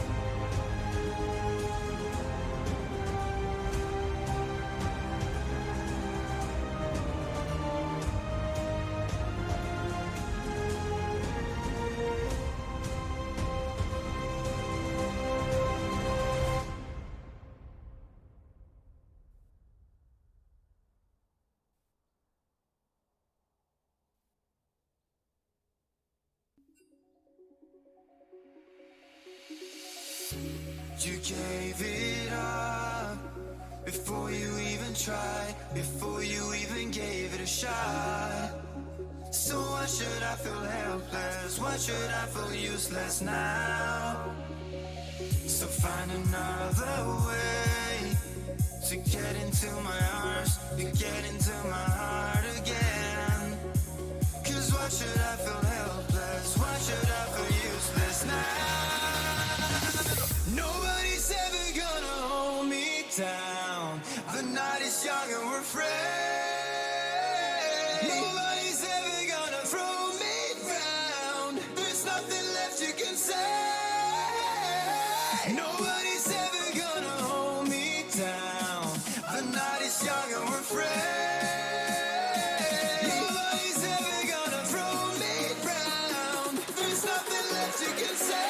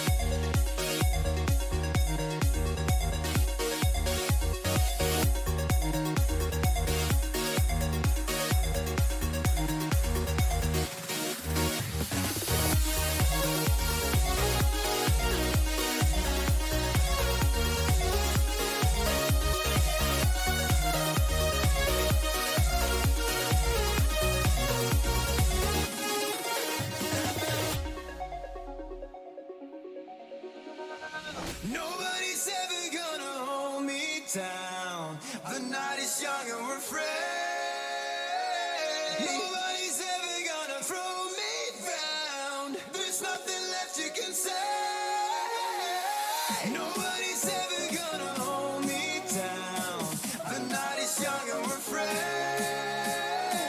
Nobody's ever gonna throw me down. There's nothing left you can say.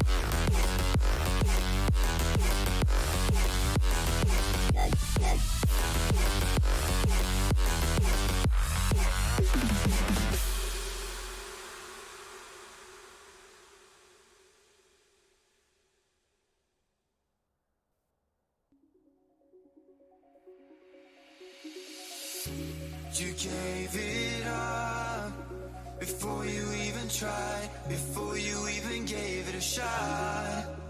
So why should I feel helpless? Why should I feel useless now? So find another way to get into my arms, to get into my heart again. Cause why should I feel helpless? Why should I feel useless now? Nobody's ever gonna hold me down. The night is young and we're free. Nobody's ever gonna throw me down. There's nothing left you can say. Nobody's ever gonna hold me down. The night is young and we're free. Nobody's ever gonna throw me down. There's nothing left you can say.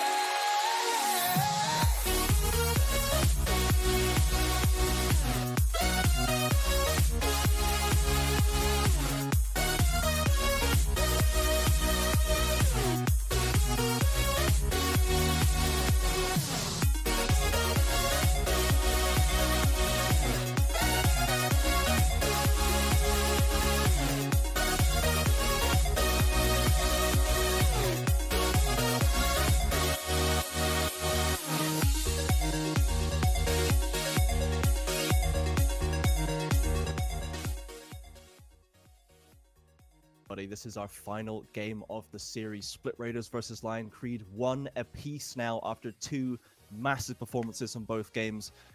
After game 1, we had that massive Katarina. They banned it. Sorted. Easy. So now after game 2, you mentioned a strategy started with B and E for potentially Lionscreed to come through here. Is this what we expect it to be? Do they need to get rid of that Echo?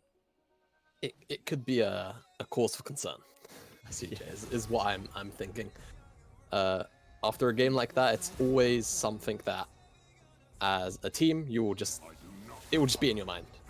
Speaking from experience, whenever you kind of get rolled by a champion in a fashion like that, it's something you always consider. But Lionscreed sticking to their guns so far, first 2 bans lining up with what they've removed so far, and Split Raiders also continually just removing this Darius. Don't want to see it. Rek'Sai, after game 1, Homeless Master won't have his hands on that champion now, and Irelia, final swap-up ban, so Nazgul not going to have his pet champion, and Katarina also in the bin, so certainly of the 3 champions that caused the most issue in game 2 for Lionscreed was probably Darilia, and it's the one that has opted into being removed here, and with the Ornn lock-in, actually an immediate Fiora hover, and again another champion straight up Nazgul Street, I would imagine, and certainly more than a positive matchup.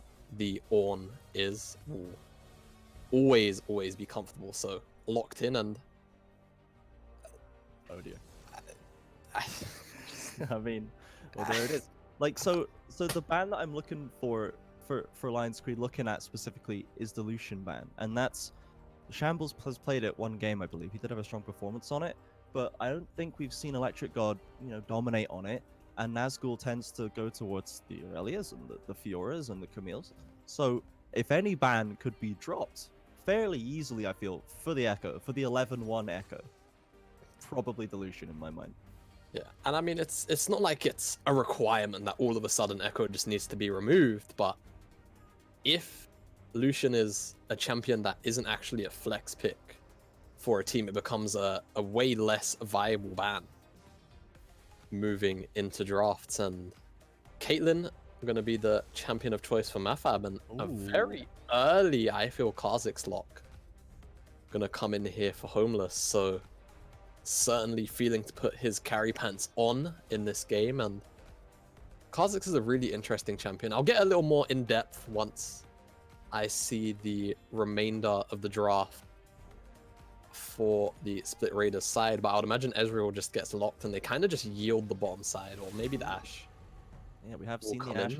Mentioned it in the pregame for game 1. The Ashe has been contested around both of these players. They've both had massive carry performances on the Ashe and the Caitlyn as well earlier on in the season. So this seems to be the feature matchup between these two down there with that Caitlyn and the Ashe locked. Yeah, and Ashe, one of the few champions that can actually match Ashe in that range department. So typically kind of just considered a pretty safe pick into it, even a counter pick by some AD carries, depending on who you talk with, of course. Yeah. So very happy about that. And potential blank ban. We'll have to see if it is a error in the graphics, but as things stand, if you're Split Raiders, you're kind of not too fussed on bans. I guess you're just kind of shadow or like. No, you'd probably end up banning out box champions. Yeah, I'd imagine it would be a Kali plus a certain champion. But Maybe the LeBlanc Sora. actually removed away from Shambles here, so kind of indicates to me that Nox at least wants a Kali. So if a Kali wasn't the first ban by Split Raiders, it should be the second ban. I And think they're going to if take not, the Vlad away or leave it up for Shambles again. unsure there is. It's just 2 blank bans. We have 0 bans locked in for the second phase by Split Raiders, so possible error, possible client bug. The Vlad has been taken away by Lionscreed, so they're not going to let Shambles get his hands on that one once again. But yeah, we'll wait for a report on the ban situation with Split Raiders. Yeah, we will definitely wait, but if neither of those bans are taken as Akali bans, then if it's not taken here by Split Raiders and Shambles has to pilot that one, then Nox is going to have a really, really easy time. I feel like there's not too many champions that should give an Akali too many issues, and with the Braum blind, I would probably imagine Buzzy will lock in the Karma or another utility. Support, of course, already shown the Zillion 2 times, and he feels like he wants to swap it up. I feel like Zillion, though, would actually offer a little more value than the Karma, but opts for the Karma nonetheless. Of course, such a potent laning duo, Caitlyn and Karma together. So, final pick here for Lionscreed. If word is that it isn't an Akali ban between these two, then I mean, I'll just imagine it gets locked in. There's no reason not to. If not, maybe something like Syndra, if it wasn't on the ban side either, as timer runs down. It's kind of a tough one. If the we haven't heard anything specific about the bans, so I guess no information yet. But if you're on Lionscreed's side, you're kind of thinking, sure. So apparently there was a disconnect during the banning phase from Nazgul. He did have minor internet issues earlier on today, so not surprising. I imagine we'll be rerunning the pick ban. More than likely. Up to that point, it is a little. I mean, it's not too much of a problem for Lionscreed. The fact that they've already banned the LeBlanc and the Vlad, these aren't picks that they will be expected to take, but they have lost a micro advantage, I guess, by showing what their bans are going to be. But we'll see how that plays out. Obviously, that's a matter for Pixel, our head of League Ops, to sort out. But the Ashe and the Braum have been locked in as well so far for Split Raiders. The Braum comes back onto the field against that Ornn. And going Ashe Braum into Caitlyn Karma, how do you feel this plays out? You said that the Ashe and Caitlyn is a potentially fairly even matchup, but Karma into Braum specifically, like, is Caitlyn and Karma going to be able to shove them back through the extended range, or is Braum going to be comfortable? Yeah, Caitlyn and Karma should be able to just outright shove the lane. The Braum doesn't really have much say in lane state when it comes to Enchanter supports, so should kind of just be a hard priority lane for Lionscreed, the bottom side. Braum just kind of struggles a lot versus these champions, things like Yuumi, things like Karma, even down the line towards mage champions, things like Zyra as well. Just doesn't have a good time. So I would imagine that we just see nothing but hard shove out of the Lionscreed bot lane, and Homeless Master plays around it. And, you know, I actually do feel like I would like to actually see Nox pilot the Karma, and maybe Lionscreed actually end up taking the Zillion. Just because I feel like it's a flex for both lanes. It's definitely a positive matchup for the support either way. And Nox and Buzzy can kind of just decide which matchups they want. Mm-hmm. And would they be able to have enough damage to step up to Split Raiders as the game goes on, or is that really more about getting early and mid game control? It just should be more about getting early and mid game control, and then having the Caitlyn scale to have the Karma and the Zillion utility with the Ornn, and just have Kha'Zix do his own thing inside of this game. Yeah. Having mid lane priority for Kha'Zix is such a big deal, especially into a matchup like Echo, something that Kha'Zix can sort of bully around the Echo a bit, not massively, but is something that Kha'Zix would like to get up in the face of in between farming periods. Of course, Kha'Zix is definitely a scaling jungler, does have early damage open to him, but if ever he does have the opportunity to actually get up in the face of the enemy jungler and start invading, then something he definitely likes to do, just to get the gold in his pocket from the invades. As fresh slate, we'll have the pick and bans run through again. The Kha'Zix pick specifically, I believe this is the first Kha'Zix game we've seen this season of Split Raiders, and we have not seen this champion for a little while, more or less anywhere. Well, what's the reasoning behind that? Is it just falling behind other, early carry junglers? Is the damage not high enough? Because it is an assassin-style jungler, and we really don't see too many of those in general right now. So, what's the reason that Kha'Zix has been abandoned currently? I feel like it's just because of the prominence of the Barmy Cinder changes and how strong a lot of the Cinderhulk champions and users are at the moment, with the only real deviations from that being a couple of the high-end warrior champions, things like the Lee Sin, etc. There you go. So there's a Zilean ban, so won't see Zilean, so it removes that option of flexing that between the mid and the support role. But yeah, Kha'Zix kind of just has fallen a little bit behind the curve. He's always a champion that if you get going and he gets snowballing, then he's just going to operate like any other assassin. He's going to be oppressive. He's going to one-shot your carry. He's going to 1v1 most champions for a very extended period of time, because Kha'Zix actually kind of bubbles a bit as a duelist because of the isolation passive. So inside of those kind of fights, we'll definitely see that a lot. And with the Morgana ban, also to pair with the Zilean, won't be seeing that. And I was going to suggest the Syndra, but I kind of stray away from it, as I would actually like to see Split Raiders move the Echo now into mid lane, and they just take a counter matchup for the jungle. Something kind of tanky, something with engage. Something maybe towards Sejuani would be really, really powerful here for Split Raiders. I would give them so much additional CC too, whilst also giving them a good matchup in the mid side. But gonna opt to keeping the Echo inside of the jungle. Of course, they piloted it so well, so why not just keep the matchup as is? But certainly lacking a bit on the engage side, I feel Split Raiders do, of course, have the Fiora, so always going to be happy to just leave her on the side lane. And with the Ziggs, it signals to me just that this comp will probably lean more into just permanent wave clear and allowing the Fiora to kind of just do her thing on the side lane. Eventually get strong enough to end up 1v2ing, as Fioras so often do. And such a free sort of scaling lane, Fiora just kind of gets handed when it comes to Ornn. Of course, can riposte the Brittle autos, the Ornn ultimate, the knock-up, so many options for Fiora to kind of cycle through. And only really struggles once Ornn hits his first item, because doesn't quite have the tank killing stats yet, but we'll have the sustain. But these are our drafts, and I certainly am favoring the Split Raiders side of things.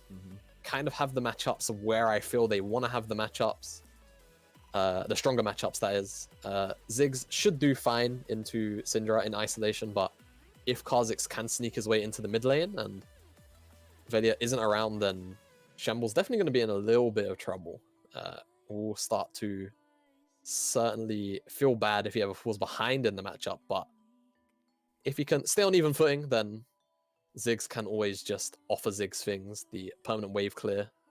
Sort of like how a Victor can just sort of sit there and warp the state of a game for a really long time, but certainly want to kind of just make sure the bottom lane doesn't fall too far behind, isn't a very, very weak spot for Split Raiders. And if you're Lionscreed, you probably just want to kind of abuse this bottom side. And also the mid lane, of course, sort of brushed over it very, very briefly. Ziggs will eventually win out in prio, but Syndra early on should be able to buy a little bit of space for Homeless Master. And as far as the top lane goes, Nazgul should be more than fine. Fiora is just a champion that kind of decimates Ornn at all stages of the game. But definitely can't throw out any disrespect. Ornn has been known as as the assassin when he's ready. So yeah, of course, got to be on your toes going up Yeah. against this guy. And when you've got Homeless Master potentially coming in with a whole heap of damage, you know, in the 2v1, get the isolation damage as well, this could get pretty sketchy for Nazgul. We did see a fair few 2v1s developing in both games, and Nazgul, while being able to slip out of it occasionally, did sometimes get caught out, and throughout the regular season as well, wouldn't be the first time that he has been caught going too aggressive. So if they can catch him out, get Endorser back in the game like game 1, where he did very well, Homeless Master snowballs a bit off that, could get pretty dicey for Split Raiders if they're able to, if Lionscreed are able to exploit that. yeah. Just the worry when you're versus a Kha'Zix and you don't really have a whole bunch of immediate CC to deal with such a tricky assassin like him. Only really the Ash Arrow, and if it's being used in close proximity, then it's only really sort of a sub 1 second stun anyway. So certainly something to worry about.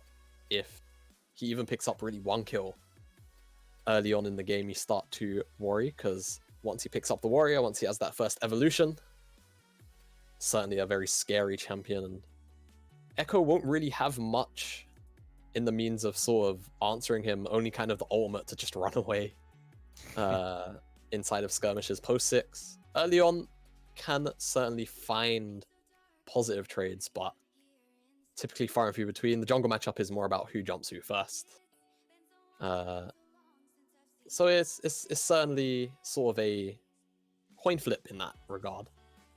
But as we said, Split Raiders should be relatively comfortable inside of their lane matchups and do have that scaling aspect to them, but so do Lionscreed, as per usual, have that sort of strong mid-game, early game jungler and mid lane with the scaling aspects from the Ornn, from the Karma and Caitlyn in this game, and certainly kind of looking to just push this 5v4, you would imagine, because I don't see Nazgul being involved in too many massive team fights unless forced to teleport and throw down whatever gold he has on him. With the Syndra, Nox does seem to have opted for the Ignite again, as we would come to expect from this player. Not maybe the TP when you're against the Ziggs, who's just maybe going to push the lane in. You're just trying to get some farm, maybe be able to rotate to players. Is this, is the onus on Nox to try and get ahead early in this lane, to try and get kills maybe off the back of Homeless Master ganks, or is it an acceptable strategy to just sit back and farm up and try and rotate? Because Ziggs does scale damage-wise really heavily into that late game. Yeah, he's borderline a hyper carry. You'd kind of be surprised. I'd almost kind of just classify him as a AP sort of like mage hyper carry, sort of in that just below that sort of tier where I feel like Azir and Victor, and even though Corki's not technically a mage, predominantly magic Basically damage. Is, So yeah, sort of fits in that profile once he gets all of those items under his belt. So yeah, a lot of onus on Nox to sort of get something going. When you run the Ignite on Syndra into a matchup like this, you have to think that is the mindset that he is going into this game with, and we do have a third and final game of this series on our hands. We are on to Summoner's Rift. CJ. We're seeing a lot of pings, dude. I said it's going to escalate into the final game, and we've got a 5-4-man stack as Shambles breaks away, coming into this topside river. It's going to get spotted up by Homeless Master. Parallel Convergence used just to cover that entrance into the brush, but they are just going to walk away. So no actual developments coming through here, but they are at least kind of pushing and prodding, looking for maybe a way in to get that super early advantage. Yeah, and I was hoping for a full-on invade, maybe a full 5v5. Would have definitely been something that Split Raiders would have most likely won with the Braum on hand. Such a powerful level 1 champion. Dealing with concussive blows is never something you really want to deal with at level 1. As Homeless Master trying to get level 1 ward in, does just that. Might eat a lunge on the back end, but negligible damage, so gonna at least have the vision down. Let's avoid the bomb there, and we have seen the electrocute come through for mid and jungle, so a lot of bursts there coming out of this duo if they manage to find somebody like Shambles in out of position. Velia actually sweeps away that early ward. So they're going to get the position on the top side, but not the extended vision, as everyone does go back to their standard lanes. Both friends are starting on that top side. Once again, we might see another game of bot lane focus coming through here. Yeah, and I have to kind of highlight the fact that they opted into sweeping this ward and delaying the jungle star, actually soloing Red by himself on Echo. It's not a great scenario to be in, and Homeless Master now going to be practically a camp up in tempo for the early games. It's something to definitely keep your eye on. As Shambles and Nox are trading aggressively in lane, just like last time, but Shambles gets away with it, dodges the scatter of the weak, does eat that electrocute proc, but yeah, with that repeating Q coming through, those bombs firing thick and fast, and Nox once again gets pushed back here. Yeah, also on our screens, definitely seeing the power of the Karma in this matchup. Oh yeah.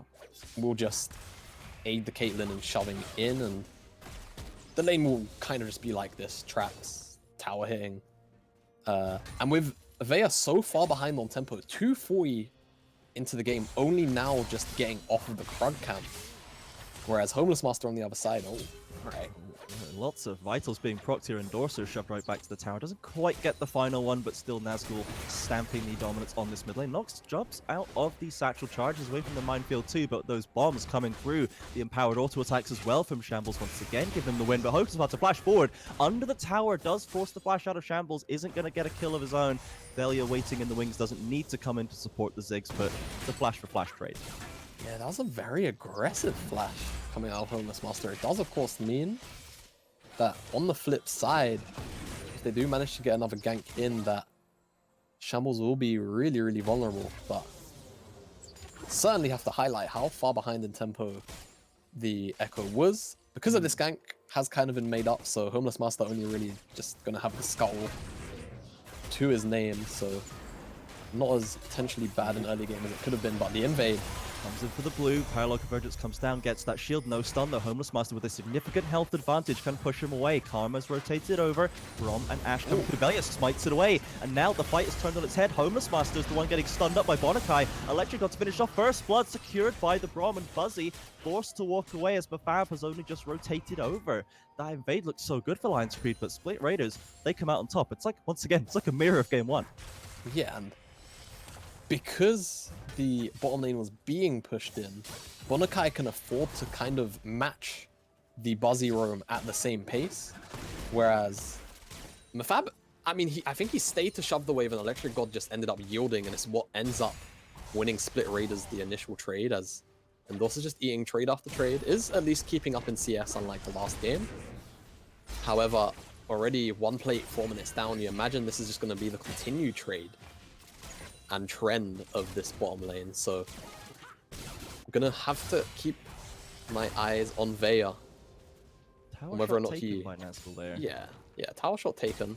He's gonna equal out the health, but eyes on Vea to kind of try and alleviate all of this pressure, because at this kind of tempo, a Karma and Caitlyn will end up taking the tower, you know, around sort of the 9-10 minute mark, and it also buys Homeless Master a free early dragon if he wants it.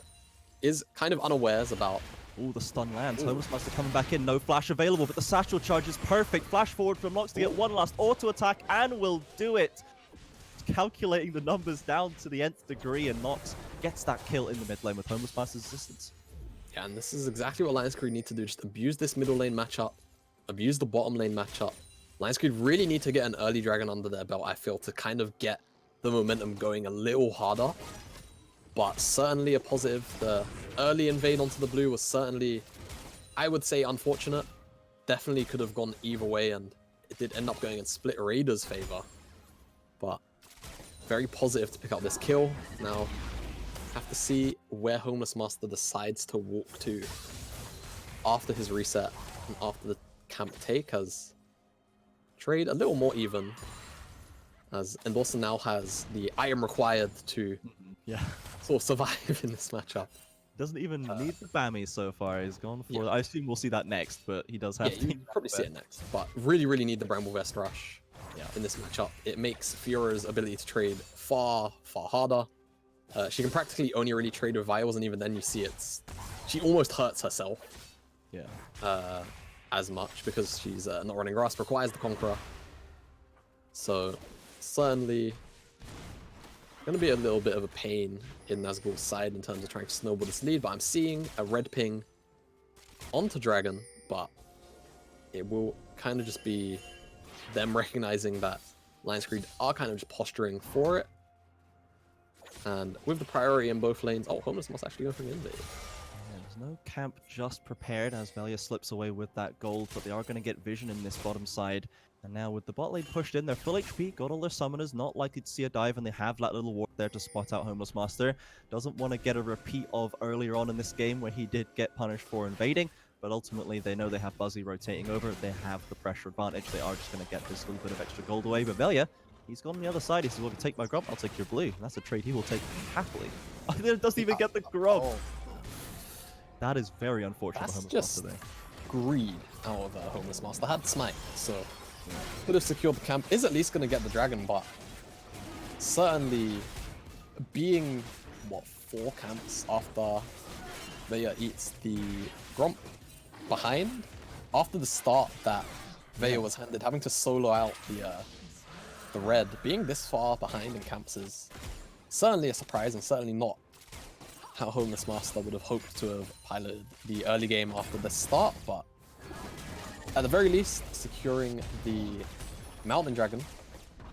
So gonna have that one going, and hopefully we will see. Oh, I think just Nox playing, was, playing with Scuttle there. yeah. How important is it to Homeless Master to stay on curve with the gold in this particular matchup? I mean, you said we don't see the Kazakhs too much because there's a lot of tanks coming through, but is it essential for Homeless Master to get ahead, to stay on level with Velia, or is he still going to be relevant with the damage that he can get? It's something where you always kind of want to be on curve. More so in this matchup, but just in general as Kazakhs and other assassins, it's so important to be on the curve and then eventually ahead of it, just because of the nature of how almost every single assassin in the game works. We'll eventually come to a point where it's hard to pull off the damage that is in their kits consistently, just because of how team fights will eventually start to occur and such. So being this far behind in a tempo is certainly not a positive, but it's not the end of the world. Is being bought a bunch of priority from this bottom lane. Once again, He's going to be able to invade the blue buff, and yeah, Veya's not around, CJ, so don't worry. There's no... and not even Bonakai is here to steal it away again. So they finally secure one of the camps they try to get on that bot side. He's going to go for that Gromp as well.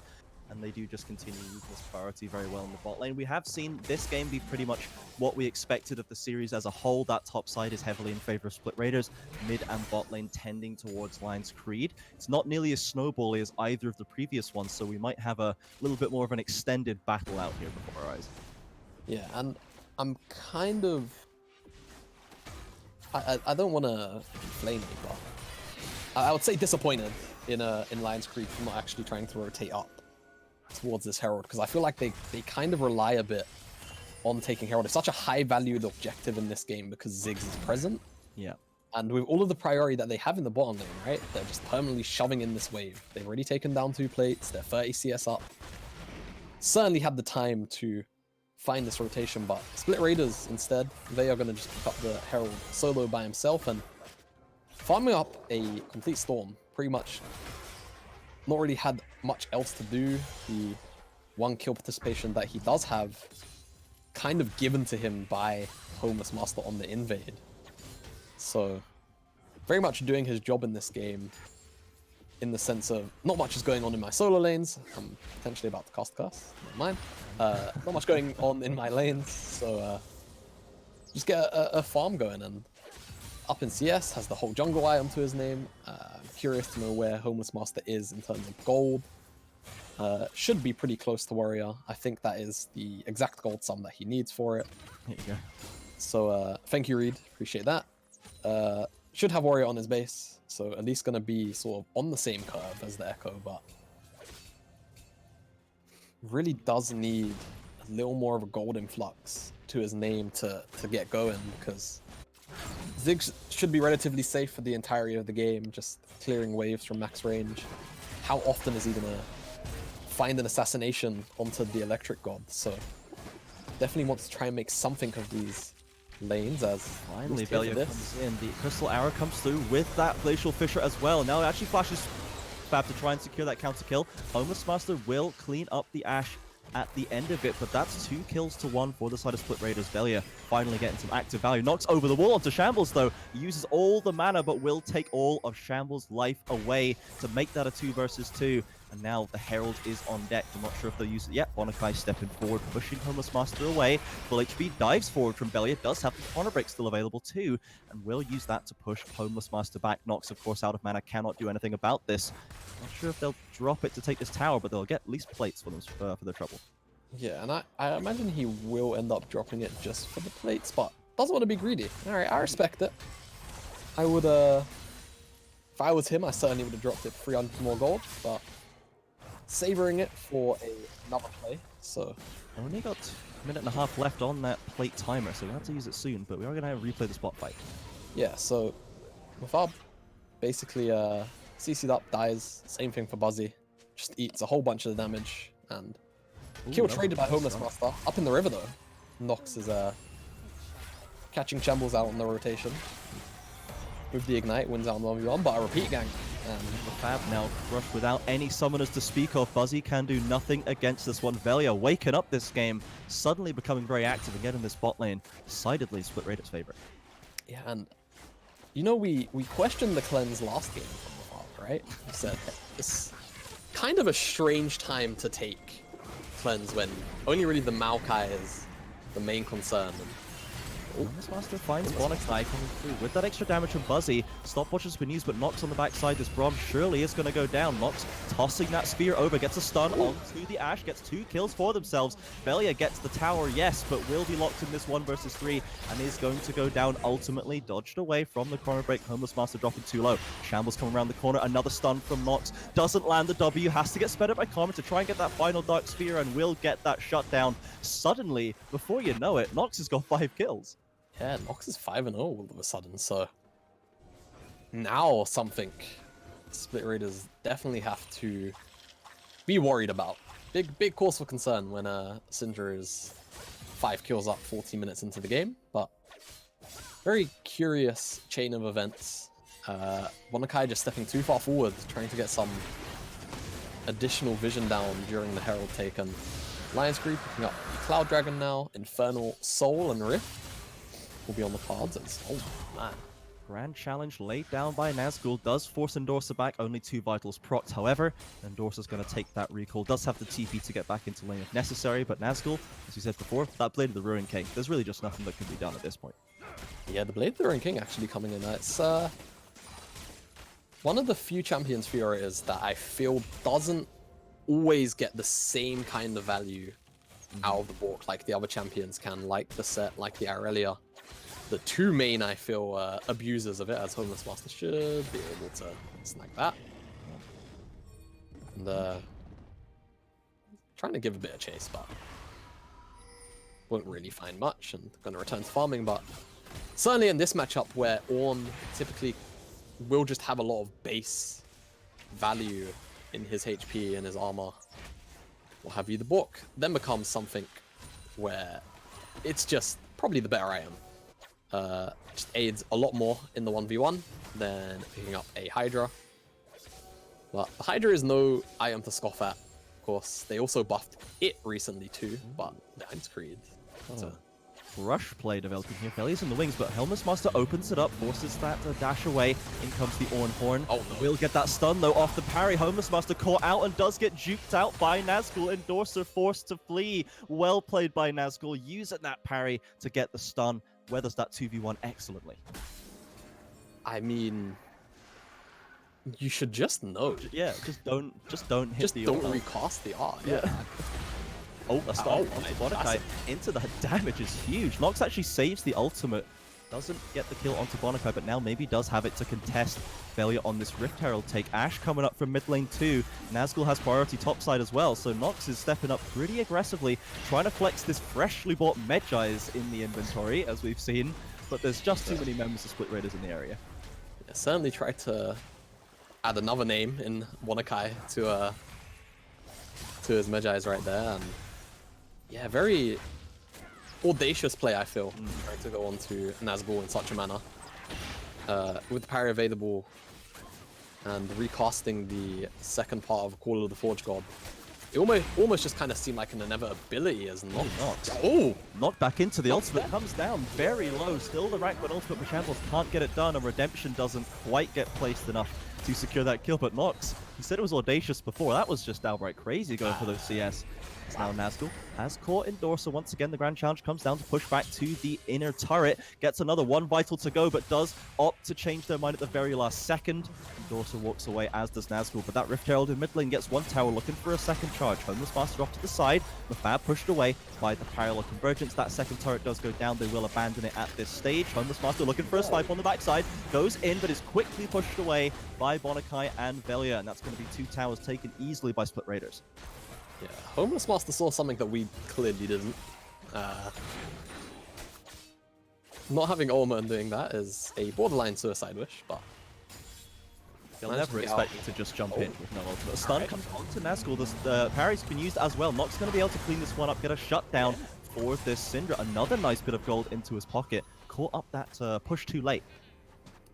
Yeah, I mean, Nox kind of... Homeless Master flashes forward onto Liquid, jukes out the Crystal Arrow, and is maybe able to escape, but here comes the Glacial Fissure, caught up now. The stuns come through. Homeless Master goes way beyond his means there, trying to burst out the Ash. I'm just going to continue my point about what happened top, because... Let's not talk about that. Yeah, so big shutdown goes on to Nox from Nazgul, and manages crucially to get all of his damage off before the parry comes down. Nox kind of just on his toes, had complete vision of Nazgul as he came over the wall, so got the Scatter the Weak off, just pressed all of his keys as soon as possible during the stun duration, and manages to burst him down, but certainly something I imagine won't be happening too frequently, as Nazgul should kind of be a little more on edge. Just probably wasn't expecting Syndra to be where she was once he came over the wall. But that is going to be more names in the book, as you said. 14 stacks up to this Magi, 6-0. Does have a little bit of a CS lead as well. Shambles has got the Ludens, but as we saw in that mid lane fight, is lacking a little bit in the damage that we need to see out of the Ziggs to match up. Fair bit of scaling to still be done as the Infernal Drake is about to go live. LC do have more members in the area. No TP available for Nazgul either, so they've got to take this fight soon if they want to take it, but the minefield is slowing them down a lot. Endorser getting chunked down. Nazgul getting free damage on this bot side tower. Velia goes on to the bot side, finds Homeless Master, but can't quite secure the kill. Nox is there to cover the retreat. Got the Crystal Arrow. Doesn't quite get the snipe, but now they maybe have them caught if Shambles can do nothing about it. Nox comes through, a lot of damage. The tower's gone down. 1 kill has been secured. Now they get the knock up onto Velia. A stun is dodged by the Chrono Break, but they do have the inside track on this bot side. Nazgul pushing onto the top side. Now, like Lionscreed, they're kind of caught in the indecision. They've got a very low jungler with a Ziggs to deal with, and they can't take the dragon. They don't want to recall. They're finally moving now, and Velia can stop the potentially if he wants to. This is everything that Split Raiders wanted out of this play. And more. Shambles comes forward. The ult does at least get a kill onto Shambles, but Velia trades it back onto Homeless Master. The flash is used to escape back into the pit, but the smite is not available. Nox gets a double stun onto Electric God with Velia to follow. Nox saving that play. Now they can turn for this dragon, but the top lane still got chucked down a lot by Nazgul. Yeah, Nazgul got a lot out of this trade. A tower plus half of the HP on the inhibitor tower too, as the TP teleport. Yeah. They're getting pushed away. Now Nazgul's finally in here. Runs onto a trap, gets slowed down, but Buzzy is very low. Nox only on half, not too much mana to speak of. Bonakai's coming through to support. Wants to get in here, wants to get stuck in, but the damage is high. A lot of burst down through the parry into the stun. Nox outplays the Nazgul engage, and Bonakai left in the 3v1. He is going to get picked apart as well. Nox 10-0-1, 25 stacks on the Magi's. The dragon is still not been taken though. Yeah, and that was excellent discipline there by Nox, just holding onto the Scatter the Weak, because he is the only person that could end up making someone have to sort of stare at their screen for 2.5 seconds or whatever the ridiculous riposte time is now. Yeah. And stops Nazgul from potentially 3v1ing as, oh boy. The kill onto Buzzy. Nox drops the Unleash power to get Shambles very low. Mafab now getting aggressed on by Velia, forces that corner break out. Endorser has TP'd in. They still have control of the pit. Homeless Master finally gets that kill onto Electric God, who's been thirsting after for so many minutes. But they lost their jungler. Velia doesn't have Smite though. They can just keep this Echo out. They can secure it, and they will get it. It's very close, but Nox does go down. That is the power dead, and Mafab is walking away. Endorser tries to chase Velia back into the river, but they just want to escape to safety. Mafab, he's going over a vision. He's on the blast cone. Can he get caught by Velia here? The E is going to come off. A nice net to keep him slowed down. E over the wall into the Q, and that's another kill for Velia. 6-2-2 on this Echo now, but the Dragon at least was taken by Lionscreed. Yep, so at least gonna have that lingering issue of having the Infernal Soul pop up. Of course, the Raiders are still up around 2,000 gold, and the Fiora is just going to continue to ramp up on this side lane. Already more than capable of dealing with Endorser, so kind of going to need 2 champions to ever deal with the Fiora in this state. So very much still kind of in control of the game, albeit very, very scrappy, messy, but that is just kind of the style that Lionscreed seem to bring to every game, so no real fault of the Raiders in that regard, but certainly need to kind of just let this Fiora do her thing, just settle into this style of just clearing the waves and letting the Fiora kind of just win out on side. She's so powerful and will buy so much time. Like, it requires so much resource to stop this Fiora now at this point that if Split Raiders kind of just calm down, they've already pushed in the mid wave, so moving into the topside river now to sort of secure vision. This is what they kind of just need to sit and do, right? The Fiora's got enough vision to split for now, and just keep it on the bot side. Like, Lionscreed recognize what the kind of position they're in, where they have to deal with this Fiora, or they kind of just struggle if the Split Raiders kind of just like slow down the game. So really waiting, but looking for a pick. Might find one. Onto Nox, does get pushed away at least by the Scatter of the Week, and instantly shut down. The stopwatch was there but could not be used. I was just about to say that the Rabadons was opted into to get that Ornn upgrade nice and soon. The stopwatch at least, but there's no Zhonya's to be seen, and that is the carry of Lionscreed down. Now Nazgul bullying Endorser on the spot side. Homeless Master coming in to try and get something off the back of it, as the Baron has been moved on to by Split Raiders on the top side, and Endorser is going to get that pop. He's going to go down. Finally, Homeless Master will secure that kill onto the Nazgul, but now this Baron is uncontestable by Lionscreed. They get that pick onto Nox, and they end up with a Baron on their team. Yeah. Baron picked up, and this is what I was talking about, right? Nazgul is just going to buy so much time on the side lane. He's already capable of 1v2ing, and if that fight plays out not quite underneath the tower, that's just a straight 1v2. Homeless Master probably would have had to have flashed away and maybe still chased down by Nazgul at the backside. So definitely a worrying scenario now. 5k down, Baron buff in the Split Raiders pockets.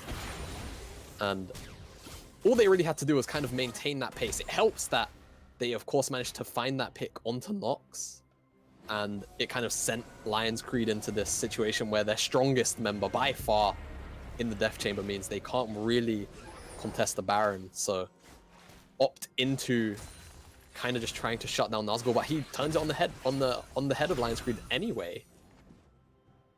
So very dire scenario Lionscreed, and the only way I see them kind of winning from this game state, if Split Raiders keep their head on their shoulders and play a very slow and collected game. I'm gonna have to hold the point, maybe. So walk into Velia once again, does have the stopwatch, flashes away there, forces Chrono Break at least away from Echo. There's a lot of people converging down towards this Dragon. Still a minute and change on the timer. Recall is going to be secured by Nox. Nazgul not going to find him in time.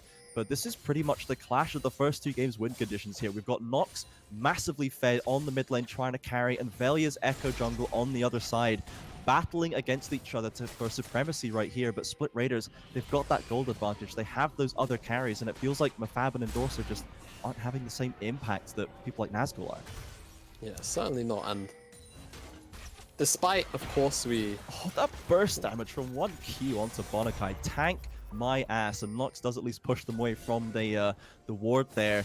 Now we've seen a Null Magic Mantle actually picked up by Syndra as well, so I'm not sure what they're building towards. The Banshees, I would guess? Yeah, it has to be. Doesn't want to deal with with the potential of getting stunned up, and just having the extra MR means that shouldn't quite just get 100 to 0'd by this more than accelerated echo. And with all of the presence that Split Raiders have, you'll imagine that this dragon should end up in their favor, but it being the Soul Drake, Lionscreed don't want to give it up without a fight, and a massive stun. Again gets caught out, and in comes Nazgul to burst down the carry. Homeless Master follows, Endorser as well. Mafab left running for his life on the backside, does chunk out Novelia, but will go down, and Nazgul cleans up on the bottom side in the blink of an eye. An ace for Split Raiders. The soul is denied. Yeah, and with the fight going so one-sidedly and the current game state being as it is, I would imagine, good old CJ, that this might not be the ending push, but outside of more than a miracle team fight, Lionscreed are most likely going to fall here to Split Raiders. Could even opt into trying to end here, but I feel like it would be a little bit audacious. Yeah. You see Velia definitely He wants the last one to respond to a back off. But dire scenario here for Lionscreed. I mean, no one's able really to deal with Nazgul. The Echo is kind of free to do what he wants on the map, and the follow-up damage available from the Ziggs, even Ashe might not have the best score, but just providing the CC that the Crystalline Arrow provides is more than enough for the team. And you kind of said, right? The bottom side would kind of be on an island. They were, but the champions they're on provide enough for the rest of the team to sort of be a carrying force, and it's exactly what's going on the top side. And Shambles too has certainly been putting in a shift. He might not look like he has the best stats, but I would assure you he's, well, you know, Velia's done a lot of damage, so it won't be close. But he's putting his fair due. Yeah, he has got that follow-up to those engages, but really, we saw that in that bot side, in that, you know, kind of located on that bot try, that they were contesting it for so long, the vision. Clearly, both teams are trying to get in and just take control of it, and finally Nox walks into it, instantly parallel convergence and destroyed. And I feel like the Syndra doesn't have enough peel to survive. Either needs to position safer and just wait for Endorser to maybe start something off before they go forward, or just maybe try and wait and needs to get an Athens onto Buzzy, maybe Redemption. They have the Mikaels to try and keep them alive, but it's just not enough to keep them topped up when there's that much going in, when you've got the Ashe Arrow and Nazgul on the other side, and the Parallel Convergence, and the Zigzag. It's just too much for Nox to get away from. As Endorser's getting dived on the bot side, in comes Grand Challenge, they got him very low. Another repeat of this bot lane fight, and now actually is going to go the same as last time with that 1-for-1 trade. Homeless Master picks up another shutdown. Nox caught once again, but is at least going to survive with the stopwatch this time. Can they get away? The Crystal Arrow will fly wide, and Nox, for the first time, he lives on the Echo engage. Now this top lane for Split Raiders has been pushed in. Ziggs is there ready to destroy it. Velia's been taken down by Homeless Master in that middle lane, and this probably means the inhibitor will live. X-Tech Minefield blocking off that one route into the lane as the members of Split Raiders try to escape. Homeless Master's got round behind. They do have Mafab and Buzzy to speed them up as well, trying to get as much as they can on the field right now to get themselves back in this game, but Homeless Master gets caught out, pushed back into the jungle. Mafab stepping up, Buzzy too, doesn't quite get the slow block by Bonakai, but Homeless Master comes through onto Electric God, jumps early and gets pushed down, forced to flash away. Mafab leaves two with the Ziggs almost taking him down, and Split Raiders, they take the aggression and they shove it back. They don't want any part of it. They don't lose a single man there. There's TP in the base. Nazgul's TP in the base. They want to force this fight. Nox has been caught again. He's been taken down. Electric God is now the one flashing forward. He doesn't get taken down by Mafab. Homeless Master's taken down Shambles, but Nazgul has laid down the Grand Challenge once again onto Endorser. Another Vital will do it. He's going to take that down. I don't know if they can take the win, but they will at least take that top inhib as the members of Lionscreed try to recall to salvage something, but that's another loss for them.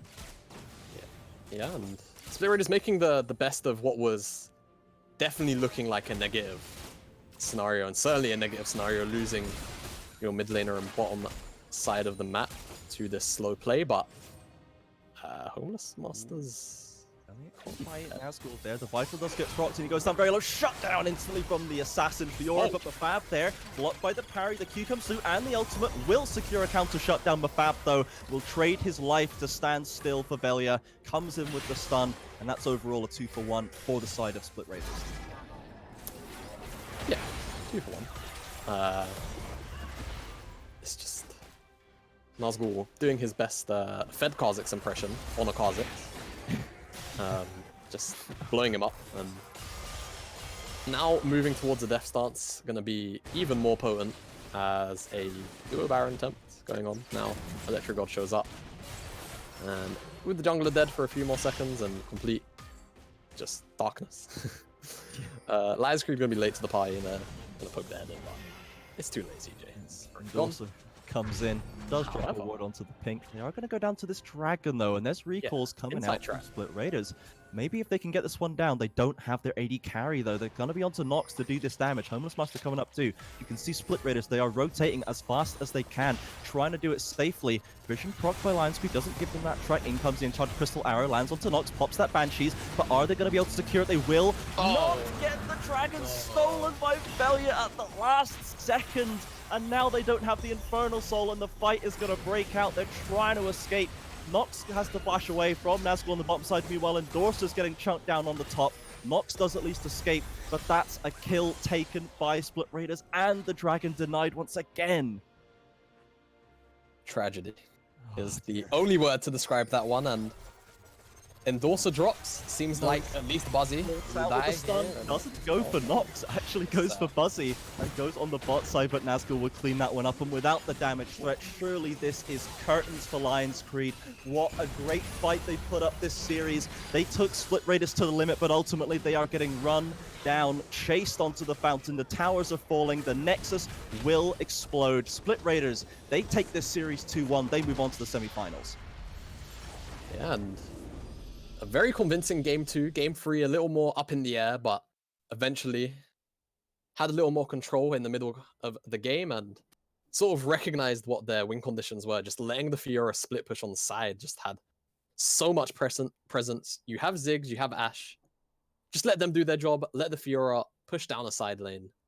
Buy you all the time in the world and eventually a Baron. And it's after around 25 minutes what Split Raiders seem to recognize their comp was designed to do. And on the side of Lionscreed, Nox not quite able to pilot that huge lead that he had coming into the mid game, the Baron dance time. Never really had a Baron dance in this game realistically. And Homeless Master as well, not the greatest of performances, I feel. Definitely not quite able to make Kha'Zix succeed in this spot. And it's why we see Kha'Zix so infrequently, right? As we're going to get a replay here of flashes Max over the wall. Just gets in. It's a level 18 Echo versus a level 15 Kha'Zix. So not really too surprised, but certainly just nightmare scenario for Kha'Zix, because he can at least kind of secure a massive sort of smite burst damage as it's a perfect convergence too. Catches perfect both on the edge. Gets them both. Veya says, hey, I've got Buzzy, you take Nox. Knock them both down in unison. Mafab never really going to make it out of this one. No. And Homeless Master does at least get the trade back, but I mean, Nazgul doesn't really care, just wants it for kill purposes. Ends up ruining his KDA a bit. Yeah. Nexus drops in the end, but the series definitely goes in the direction I feel most people would have expected, but in the fashion, maybe not. Yes, it was a tough experience for Split Raiders there after that devastating game 1 as well, picking themselves back up, completely dominating game 2, and then being able to hold their nerve against this monstrous Nox mid laner in game 3 as well. But I feel like it's so much of this comes down to Velia's Echo. Just the parallel convergences were so on point. The zone control that they had over, where Nox wanted to be, and the target selection, focusing him down, forcing him never to be able to be safely getting damage off, was so pivotal to them in this mid game after they'd started to get beaten around by it too much. But yeah, that is just the experience that comes through. Velia's been playing competitive for a long time. He's playing on other competitive teams as well. And after that game 1, he really showed the pedigree of why people think he's such a strong gen. Yeah, and I want to quickly just ring some bells to that certain little strategy that I stated at it. Little hint was given. But yeah, and ends up buying Lionscreed in the backside in the end, and I feel like kind of just getting a little bit too baited by this Ornn. When you're versus a player like Nazgul, I guess the difference in the two top laners and play styles just kind of means they're happy to at least kind of just give Endorser this champion and have him sort of dish out the utility that he can. But when it means you're giving over such a free duelist lane to a duelist player, Yeah. and the kind of pressure that it then ends up meaning you have to yield later on in the game, certainly questions of draft choice, I feel, or at the very least sort of priorities in game. But Lionscreed not quite able to sort of maneuver their way around the mid jungle, well enough. Because I mean, Veyer and Nazgul kind of end up putting on a show. Absolutely. A show they did put on, and we are going to go to a short break now after this series, but we have a post-game interview coming up very shortly with the Echo Master himself, Velia Nevolia, to go over that win, breaking down with Varus, one of our other casters. That will be coming up very shortly. I have had an absolute blast casting this season with you. This series with you, Jamada, was a up and down experience to be sure. And this has just been the quarterfinals. We're going to best of fives after this one, starting next week from semifinals onwards, with even more action, even better teams to come up against these contenders. And I hope that everybody in the chat and at home everywhere will join us to watch those go down, starting next week, same time, same place. As always, we are going to go to a very short break now. Post-game into Velia coming up. Please stay tuned, everybody.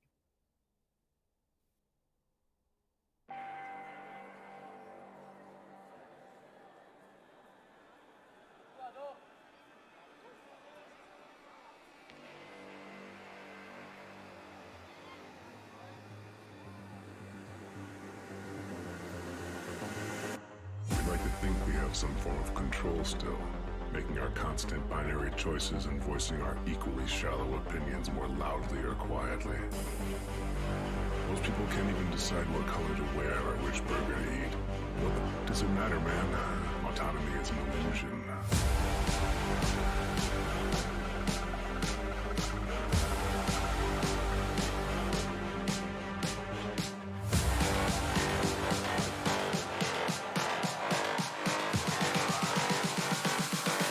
Autonomy is an illusion.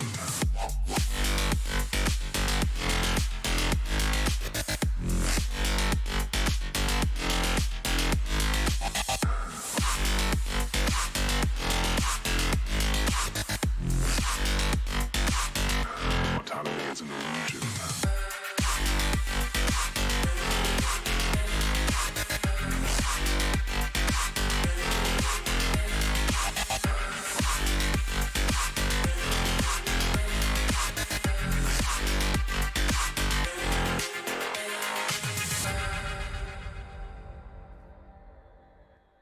So we're back. This is Varus. I'm joined by Velia after a very interesting series because it started off both game 1 and 2 were stomps, and then game 3 was really slow momentum, and they really did turn it around. So how did you turn it around after game 1 looking like complete shambles for your team? I mean, we just we trolled so hard in first game. Like we were just make fun of. I mean, not fun of this game, but we were just laughing on every single call we did, and our manager was a little mad. So we have to. So we have to win next 2 games and try hard, I guess. And you definitely did try hard because you got your hands on Echo 2 games in a row, and you popped off in both them games going forward. So you Yeah, I'm definitely not got sure your redemption. I'm not sure after the first game why didn't they ban Echo, because I was literally 1v9 first game. I mean, second game. First with Echo. So how did you deal with the slow tempo of the game in game 3? Because like I said, game 1, game 2 were both stomps, and then game 3 it was a very, very fed Syndra to deal with too. Yeah, third game was really intense. Like they dived our mid laner like 3 times, and I couldn't help him because I'm playing Echo, and I was just farming. And on level 6, we went bot with Herald, take first tower, and we all died. So that wasn't really worth. And yeah, Syndra had the 5-0. It was really hard to play against that, but we cut her many times and we win at the end. Yeah, it seems like no matter what, you always have extra pressure coming from Nazgul in the top lane too. So that's always to add on to your team is whenever you're getting ahead, you've always got Nazgul creating pressure in the side lane somewhere else too. Yeah, Nazgul is a really insane player, to be honest. Let's future. There is potential. We've definitely seen him pop off in a lot of games this split. So on the 18th, it will be the next game, and NSG will pick their opponent. So are you hoping for NSG or ABV, or do you not care in general? I mean, I don't really know these teams. I'm just playing this league to win, and I know we will win anyways, so we can play against anyone. I mean, we will be first for sure. Definitely some good confidence coming through there. So we'll wrap it up there for today. We will be back on the 18th. I will be joined by Milky Cereal, and we will be casting NSG's game of their pick of their opponent. So we'll catch you then.